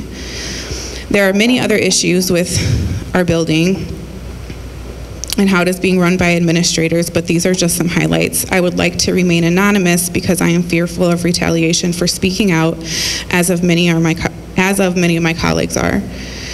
And I promise you, this is not the first or the third or the 10th or the 12th time that we've received information like this from teachers, which began anonymously, and we gained trust enough to meet them personally, speak with them on the phone, text message, via email. It started with fake emails until, like I said, we built trust enough that we could speak to them. So I'm coming to you with this information because I need you to know that this is not made up, this is not propaganda, this is not us building a force against you. This is us raising awareness. You said you wanted feedback, I'm giving you feedback.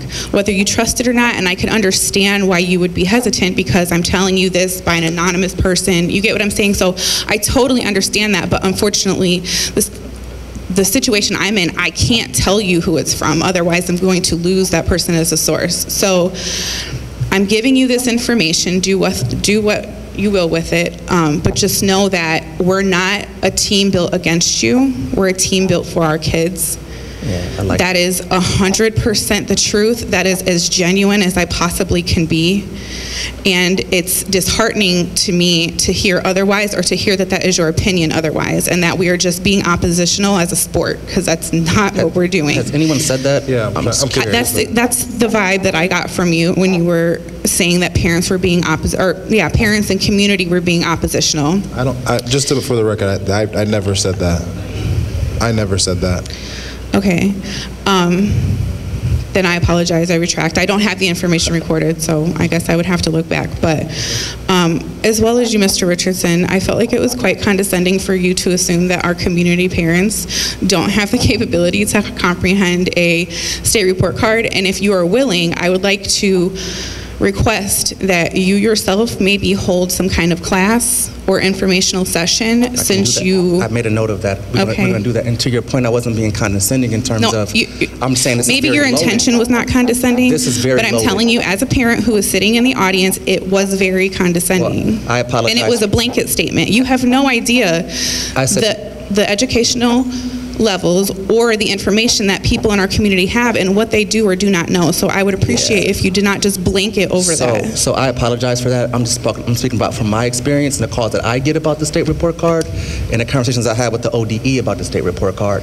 So it wasn't a blanket statement. I come from Lorain, single parent home, no dad, no nothing from the projects. So please just understand my background and where I come from, and what I'm trying to explain is that this is a very loaded issue, right? Statewide, there are organizations who are pushing to ask for a better understanding of this, including academic distress commissions.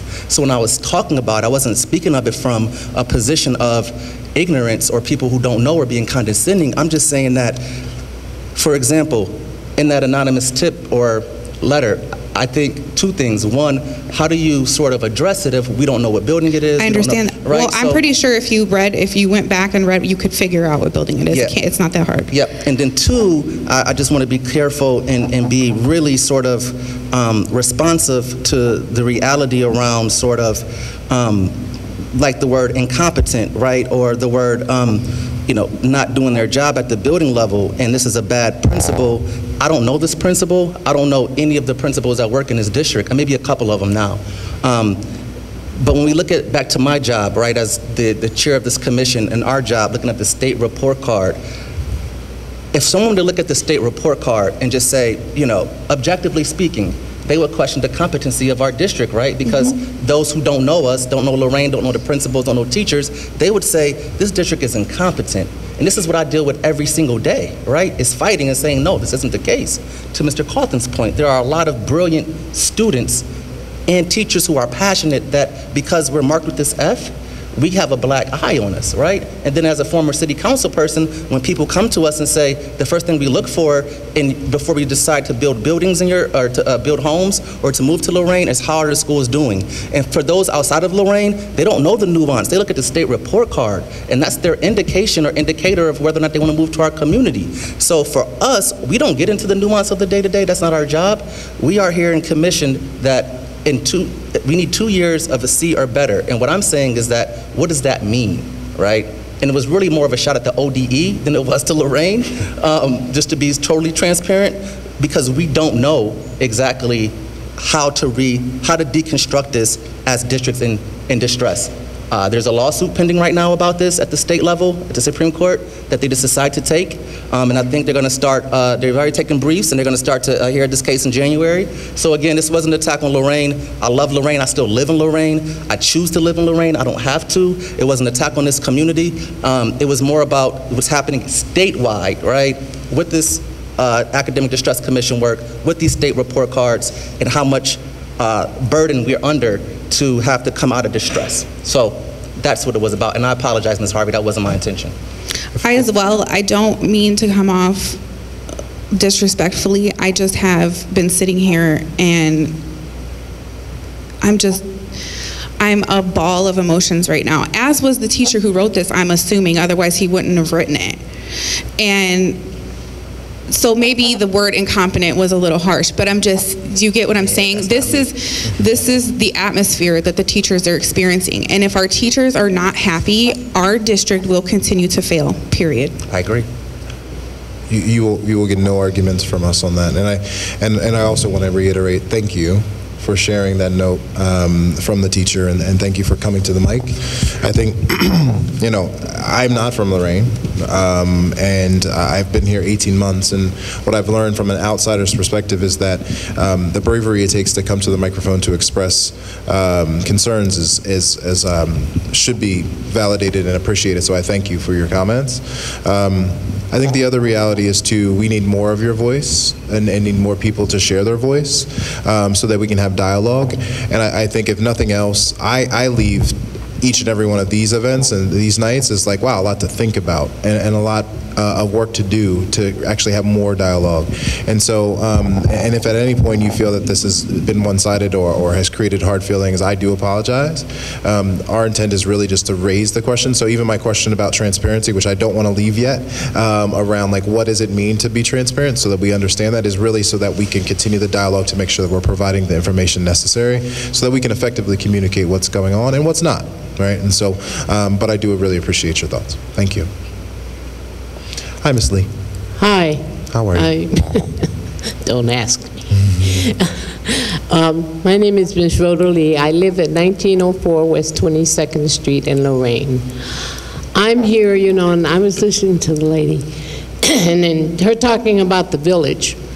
I've been a part of the village for a lot of years, and particularly this village here in Lorain County. And my concern has always been for the education of our children and for the village and how they were treated. And you're talking about transparency in the schools.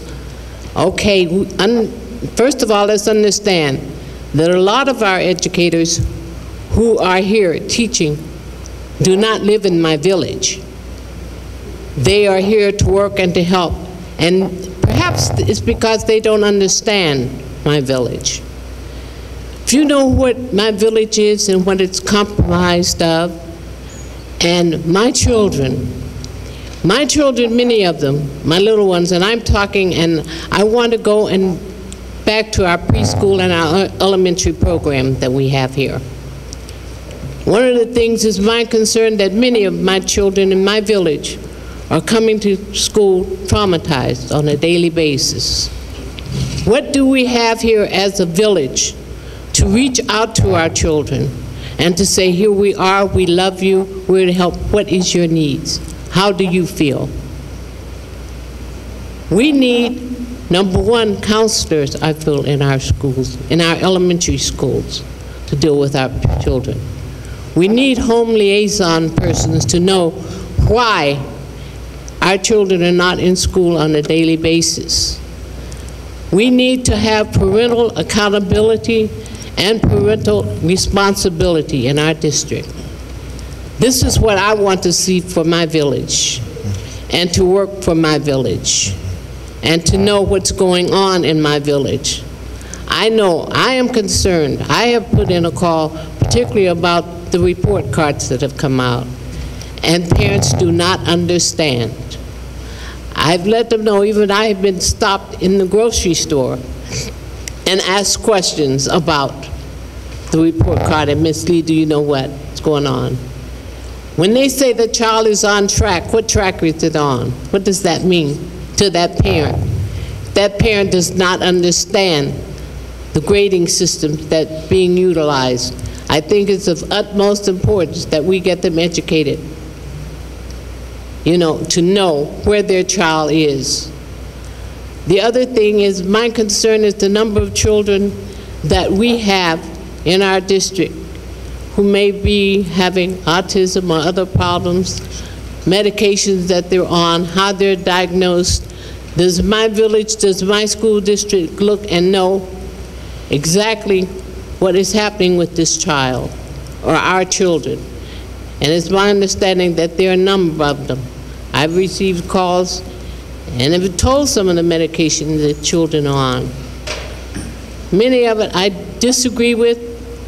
I disagree with, say, a child may be on 50 milligrams of whatever it is a day, which may be, and that child may be 5, 6 years old. What does that mean? What does the testing mean? Let's face it, there's a lot of things going on in my village that we and you all don't understand. And it's not about us, it's not about personalities, it's about our children. And that is my foremost concern. And I am very concerned about my preschoolers and my elementary.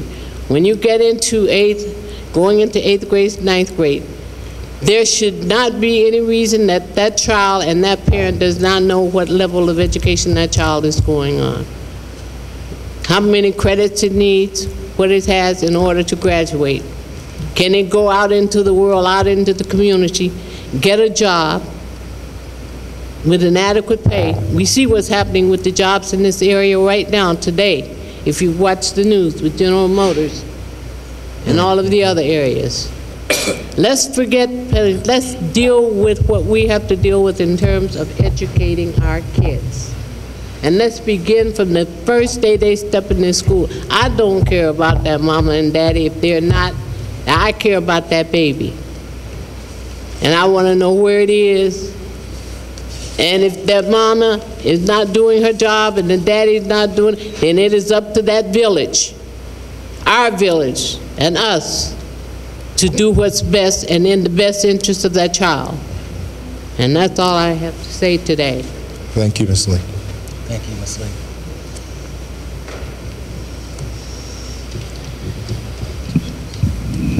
Lee. Inez James, 150 East 10th Street, Lorain, Ohio. I am a part of the village too, like Ms. Lee. I've been a substitute teacher in Lorain City Schools for almost 20 years, and I stopped subbing probably back in 2012 to volunteer. My concern is that these seats are not filled with parents.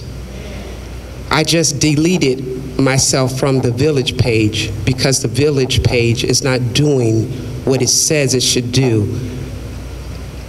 The African proverb, it takes a village, has nothing to do so much about, it has everything to do about what's going on in the school to support it. But it also talk about the parent talking to their neighbor, who is another parent, to get another parent and another parent involved. I think we do need our parents. I think he was very right when Ms. Richardson said that we do not understand what's going on with the report card. The parents don't understand it. And I don't think it was out of line to say that they don't. I have a lot of parents contacting me, asking me questions about this report card, or what does 1, 2, and 3, what does this mean? These questions are coming up. And I think it does take a village, and a village should not be attacking, but more so going in and if we are educated, reading the promise and asking those questions concerning what you've read, not what you've heard. If teachers have issues, that's why we're here to support them. We want to help you. We want to engage in what you're dealing with. But we can't, if your letter becomes a part of gossip, where you can't come in here and stand and talk to us and say, this is what's going on, so we can properly help you. That's the village. That's the community I want to be a part of. And I'm not going to be a part of a community that's just lacking to come up here and stand and accuse and give accusations and talk about the problems. We want to be a part of the solution. We can't if you only have 100 people, 125 people answer questions when you have over 800, 900 people that can. Those are issues that we as the village, the community, must look at to be part of the solution. Thank you. Thank you, Ms. James.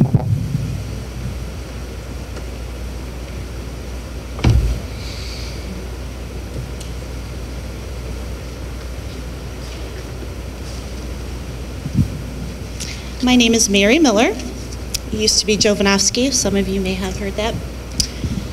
Prior to me getting married, I'm a lifelong Lorain resident, born and raised, went through Lorain City Schools from Lowell to Whittier to Southview. I came back after college and I was a substitute teacher after college here. And I have 2 kids, one in 3rd grade and one in kindergarten. And I was so excited that my son was going to kindergarten, so maybe I can come back and substitute teach in Lorain schools. It was, you know what, substitute teach, they get a bad rap, right? But I thought I could be good at that. I know a lot of these kids, I could provide that stability that they're looking for when there isn't a teacher there. Unfortunately, with the environment that has been created, that my son just started kindergarten, it's taken people like me and other people out of here that will not be subject to this kind of demoralization, victimization, as teachers, as parents, even the kids. This past year, I've lived across the street from the school 9 years, and I have never seen as much trouble as there has been in this past year. It's a ripple effect. People are anxious, obviously, worried. They are walking on eggshells. They're worried about their jobs. I've thought about yanking my kids out of here a number of times, saying, you know, why? Because everybody else is telling me, I would never send my kids to Lorain. Why would you? Well, because why? I have 10 families in my school that I have known for many years, some all my life. I have other kids in other schools that I consider nieces, nephews, family members. Why would we run away? Why would we do that? Now, the village started, honestly, because we were pushed out of the Parent Advisory Council. It's no longer intact. It's gone a different direction. We have no idea. Just doesn't exist anymore. So, I'm sorry, I'm just going to, as you're going, I was going to ask so I can take note of this. Mm-hmm. So you said the school, what school are you, where do you live? Do you live on 24th or I live Ashland? on 2318 East 34th Street, right across from Palm. Palm, so, okay. There's been a lot of problems at Palm, you're saying? There has been a lot of problems at Palm this year. Okay. I'm not saying school-wise, I'm saying throughout the year, the kids have, over the summer, you could probably check with the Lorain Police Department on how many reports there has been this year combined with the last 8. And it's probably 1 year and the last 8, Okay. you know. Okay, that's Neck good. and neck. Okay. So, Okay, and I mean, so it's not around this, something in I'm your making up. neighborhood, yeah, Okay. like school playground. Yep. Okay, and then. They come after hours, they come, weekends, summertime, they're playing. And so I also wanted to sort of ask another question about, you said we got kicked out. Can you explain that? I don't know. I'm not saying kicked out. It's just there is no Parent Advisory Council anymore. I started that when my daughter was in kindergarten. And maybe it was prior to that. I don't know. But we met with Dr. Graham. And, he put someone else in charge that we would have monthly meetings. We came up with lots of ideas that you guys ended up using. So we were happy about that. But then we got pushed out. Nobody's asking us how, So, what do you guys think? How so can the group parents isn't help? meeting anymore? The group is not meeting anymore. Okay. I heard it was no longer a group. So do you understand why parents might be like, hey, we need to get together because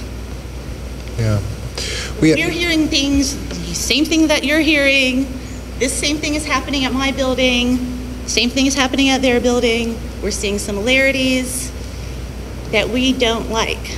Yeah, so there are a few things around the parent piece that I think you're highlighting, I think is important. So again, to go back to Ms. Harvey's question around dialogue, this is great discourse. I think this is very helpful. I think there's a few things, and we're still trying to figure out how to do this even better. So I'm going to actually finish with a question to you. The Chief Family Office has spent tremendous amount of time trying to find and reach out to families to create the right avenue to create an advocacy group, a place for parents to learn about different things, to be involved with other parents to build that village. They actually had a great focus group. I think it was actually in the Morning Journal that highlighted a conversation around what can we do to get more parents involved. I think it was maybe 2 months ago, a nice roundtable around that, and I know that invite went out pretty widely. From that, there were conversations around what do we need to have a part of Family University, which was intended to happen on a regular interval for families to have this similar conversation, because we wanted to enhance what the Parent Advisory Committee was. And so that we already had brought up. I mean, wraparound services, we talked about. Washers and dryers before you got here, we talked about. We talked about. Let me just finish my statement. Family University, okay. So that the intent was to build off of that, and so we had Family University. We had the first session, it was October-ish, in which we were inviting, it was widely broadcasted to have families to continue this. So the need and the want to have more parents was still there, and we put it just a new brand name on it, if you will. So the intent was there, the turnout was not. So I don't want people to leave with the thought that we were pushing folks out. We were actually trying to invite more families in. Now, if I may interject, we haven't had that response. So my question to you will be, how can we now get more of those parents back, given that we've kind of actually ramped up the number of touch points with parents, but we're not getting the same response? Okay, so the Family University was incorporated into the family fun nights that we had at the. Yes, the old ones. Yes, last year. Last year we launched this, and it had a good turnout. It really did. The university part didn't, because there was a lot going on, and people weren't aware. I wasn't aware, and I was, supposed to know about everything because I was there, when we were saying, hey, we should do this and that. So we missed that. I see. Okay. Okay, that's helpful. Okay. So that part was there. There was little courses on different Standards-based grading, other things like that. Yeah, I mean, prior to that, I'm saying even last year. Oh, last year, okay. Yes, but they weren't being utilized because I think we merged it together to where I had to run around after my kids going to each table, and we didn't get a chance to go I see. sit down and learn something, I see. So anyhow, I just wanted to say, that's where we were, and we still had lots of ideas to bring to the table. We had lots of things we wanted to implement, things that we could do as parents in the buildings, but we feel like we're being pushed out. Interesting. Okay? So that came about at the same time. We waited a couple months. We never heard. I kept asking. I asked Jay, are we having that? He said it's not his department anymore. Somebody else decided that they weren't having that. Okay? So, I waited. I'm sorry, who was Jay? Yes, who was part of the council. I don't know if he was the chairperson or however it worked, but he had headed that council. So anyhow, that's how the village came about. We had to get together and continue what we have, all these ideas. We're going to implement. We want to help our kids. We want to help our parents. We want to help our teachers. Okay? Okay. So that's where we are. So just to be clear, you understand? Just to be clear, I think there might be just some miscommunication there, and I know Ms. Press, you might want to respond. She's the Chief Family Officer, if you haven't met her yet, but she does a tremendous job, her and her team, to creating the spaces for parents to connect, so I definitely encourage you to reach out to her. I think the idea that all of this kind of went away isn't accurate, but we want to make sure we get it right, and so please feel free to reach out and speak with her, as soon as you're done, she can provide you. Perhaps you weren't aware that we had these advisory councils going on, or? Yeah, you can absolutely respond. Ms. Press, can you come and sit at Ms. Solis' chair? Thank you.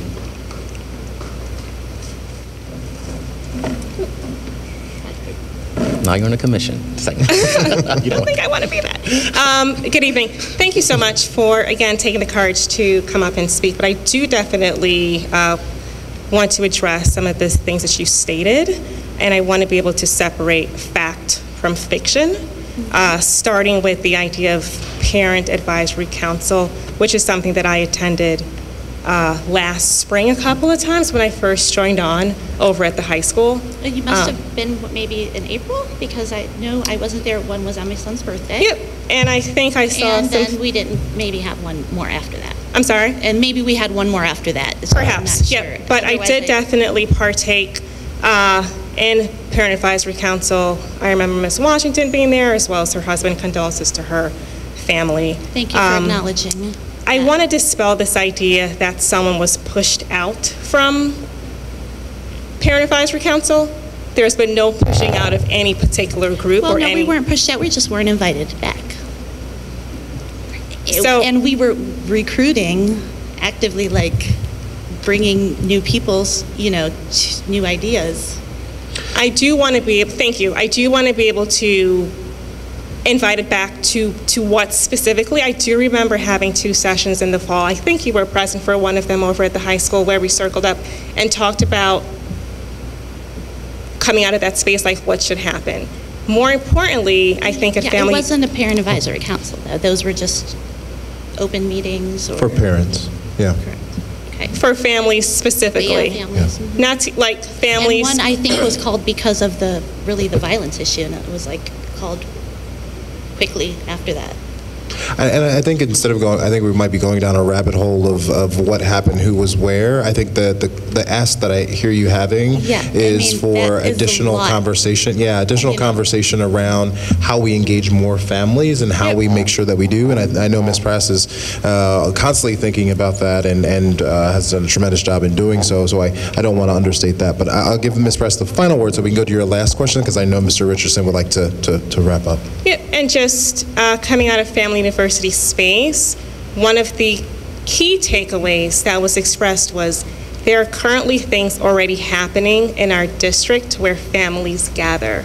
And so the idea of expecting families to come to us, being able to go to families where meetings are already happening, and using that as a space to help publicize, broadcast, use opportunities to share things that are currently happening in the district.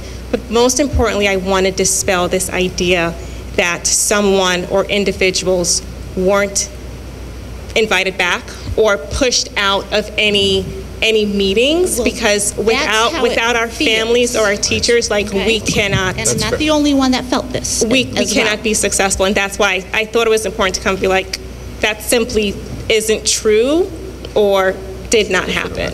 Yeah, this is super, super helpful, and I see an action step for us is even, and thank you, Mr. Press, for providing that clarity, a space for, if that's how it was felt, how do we gather that feedback so that we can improve?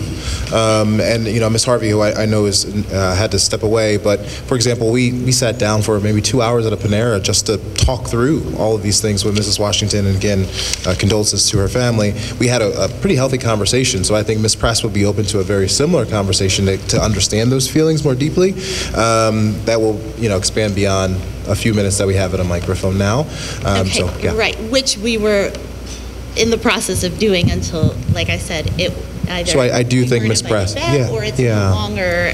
So I think right now it'd be probably best, to speak with Ms. Press, set up a time to make that happen. Absolutely. Okay. And I know you have mentioned at parent participation. She just mentioned there's a lot of things. It's hard to keep up. I'm a very dedicated parent, and it's very hard to keep up. Okay. Okay? I don't even want to go there anymore. But we managed to get 200 parents to show up and more to sign these petitions.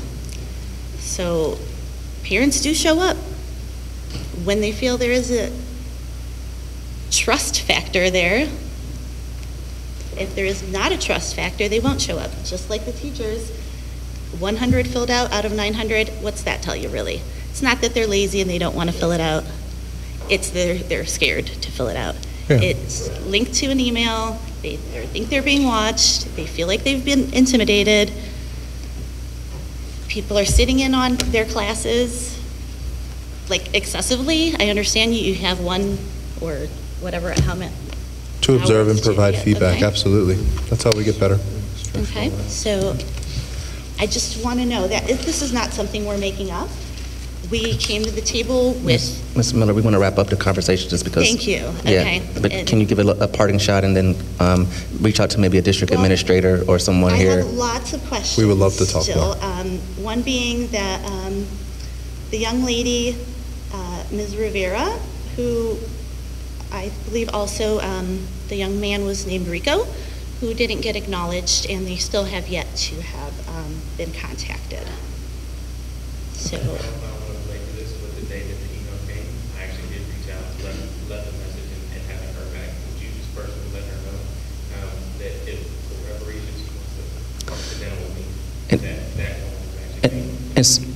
I'm sorry, sir. I'm sorry. As a point of order, this is an academic distress commission meeting. Okay, and I do have questions about that. okay, and I wanted to sort of reiterate that you should definitely meet with Mr. Hardy or the appropriate district person so that you can get those answers. Question: we don't oversee the day-to-day of the operation. Right, but I so do want you to know, like, what we're doing and why we're doing it. Understood. Okay? Understood. I do have other, like, questions about the Academic Distress Commission. Sure. Specifically about some of the items you went over today.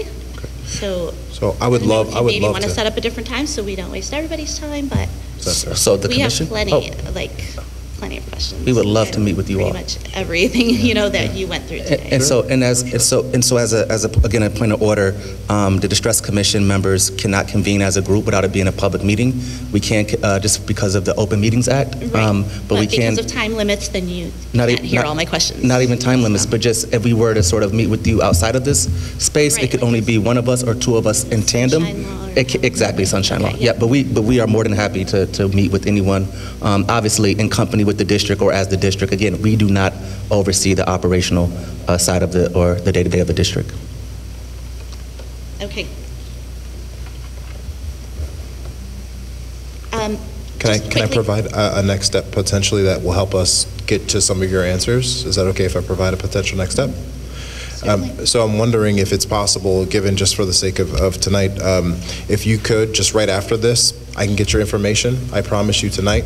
My two little boys are running around here somewhere.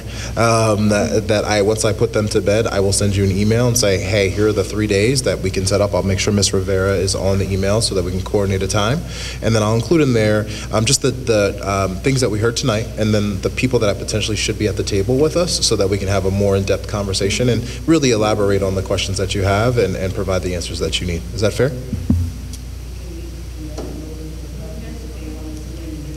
Yeah, can other members of the public join us? You can invite whoever you would like to talk with us.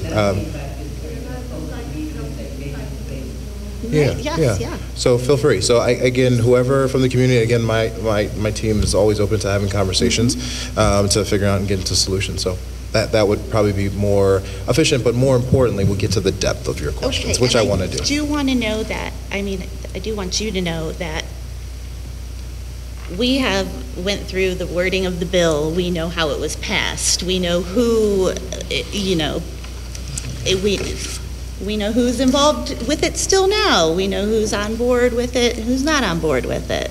So it's not like we don't know and we can't understand how a turnaround can happen, because we did begin that turnaround prior to your arrival. If you maybe would notice the state grading report card, that's really hard to decipher. So, But the state report card is the reason why we went into distress. correct, but we also have brought it up a grade level. We did not. We did not? No. It's ma'am. okay. So I think as a point of order, Okay. order. This is not the place where I think we're going to litigate House Bill 70. The Supreme Court is actually going over that right now. I want to move on to the, so again, I don't want to be dismissive. I don't want to be accused of not being transparent. And I don't want to be that way either. We are protecting our kids here and our community. Yes, and we feel the same exact way. Okay? So we're on the same team. that's, Common I ground. mean, Yeah. I'll take your information, Mary. okay. Thank you, ma'am.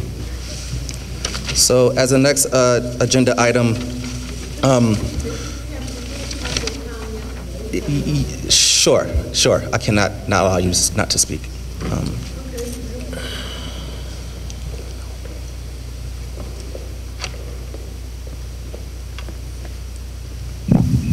Okay, my name is Linda Lee. I live at 1435 West 22nd Street, and I want to address the trust issue. I don't ask myself why teachers don't trust the CEO. I ask myself why not. And why not? There's so much negativity in the newspaper, and it's so one-sided, and people don't want to come to these meetings to express their questions to you or go to the town hall meetings. I understand everybody can't attend, but they're going on hearsay. I think Mr. Richardson or someone addressed that, maybe Mr. Cawthorn. And it's unfair. It's such a discrepancy. You'll read, they're more or less, I guess, reading what's in the paper and not doing their research to see what is true and what is not true. Just one point, as I remember distinctly, it just kind of got to me. Teachers are being escorted out. I think that's a matter of protocol, that if something happens, they get escorted out until whatever the reason is clarified, then they go back in. But that's not being told. Also, another discrepancy, Mr. Hardy is going to do schools. Charter schools, something I attend most of the meetings. I don't hear that from the town hall. I hear that from the newspaper. And not all the board members, but some. And all of that negativity, who wants to move to Lorain if the schools are in disarray? Who wants to do that? So I just think the negativity, I don't know how you guys are going to address it. I really don't know, because it's so set, it's just so set in their heads. And I think it's because of personal issues that carry over. And God bless you.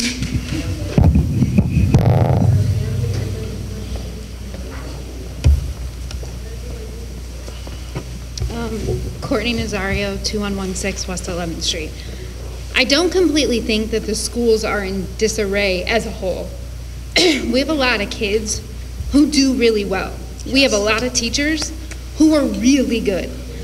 My comment was the comment that he said, where I said that they didn't get, my daughter only had 1 check mark in social studies. And I feel that was taken out of context. I feel that my girls and the other children in the school are being used for a guessing game as to what's going to work. I mean, it kind of has been said by numerous people tonight that we're finding out what's working.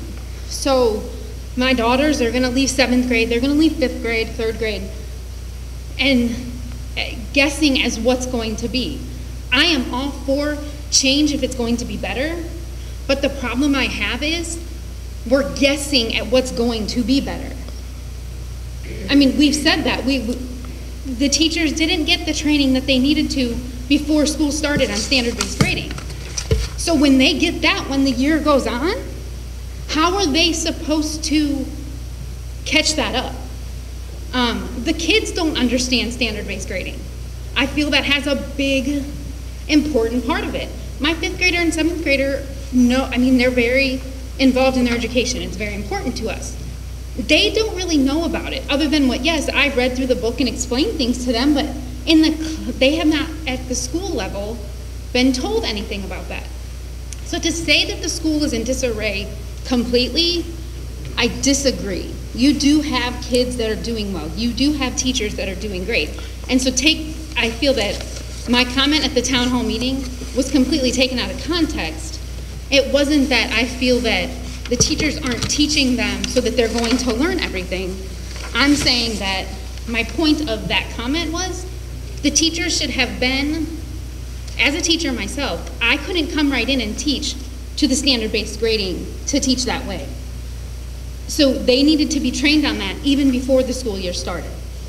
I agree. And so I agree. So to say that the teachers aren't doing it, that's just the problem that I have. So my comment was completely taken out of context at the last town hall meeting. Right. That was my point. My point of that was, so now my girls, because the teachers didn't get the training that they should have gotten at the beginning of the year, so now they are going to be behind going into 8th grade, going into 6th grade, because the teachers then, they're learning as they go along, because they didn't get what they should have got in the beginning. Yeah. You knew you were going to do standard-based grading. They came a week and a half before school started into school. They should have got the training that week and a half before school started. So Courtney, can I ask you a question just philosophically, because I'm not an educator? If I am in that space as an educator, do you think it's, as a professional, the onus is on me to know what the standards are if I'm teaching that? I'm just curious to get... Well, I mean, I know what the standards are Right. if I was teaching. Teaching to the standards is completely different than teaching a regular, lesson. There's exit tickets and they have to get, so then you're teaching different levels to different kids throughout the day. It's a completely different way of teaching. Do you agree with me, Mr. Hardy? It's teaching standard-based grading and teaching how you've always taught for teachers who have been teaching for 20 years. It's a traditional way, thank you.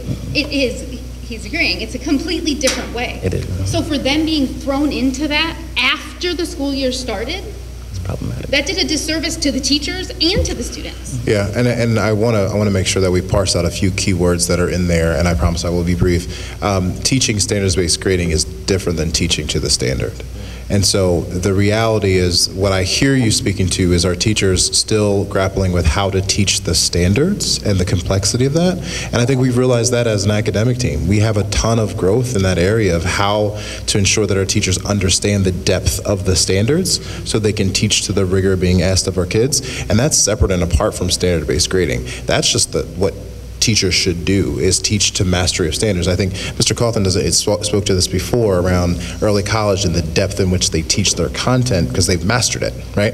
And so that unfortunately is not commonplace in all of our classrooms yet, and that's what we're working towards. So I think that's the growth that we need. And again, I'm not discrediting our teachers, and it's just a process, right? We have to help our teachers understand the shifts that the state has made through our standards that are expected to be taught, and then also to the rigor in which our kids are asked of it. So I think it's a growth process. I completely agree. I guess another question I have, and I don't know this answer, but when you go to other districts that have high grades, Amherst, Westlake, they're not doing standard-based grading, but their scores are high. So I don't know where to find that answer.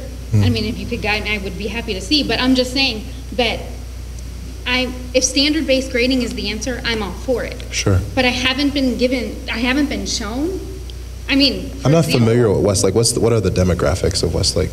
I don't think that has anything, demographics don't have anything to do with getting the standard. I don't think that a child, regardless, I was just curious. I just don't know. To learn, regardless of traditional or standard-based grading. They should be able to learn regardless of any demographic. Yeah. So I don't want to put that into it at all. I'm just saying, but those kids also do have parent involvement.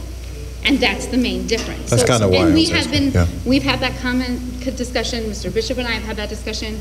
Without the parent involvement, nothing's going to change. Okay. And I don't mean to be negative about that, but. Okay. Oh, we agree. We're on the same page. And Courtney, thanks again for reaching out, your email. So we need to go into executive session. So at this time,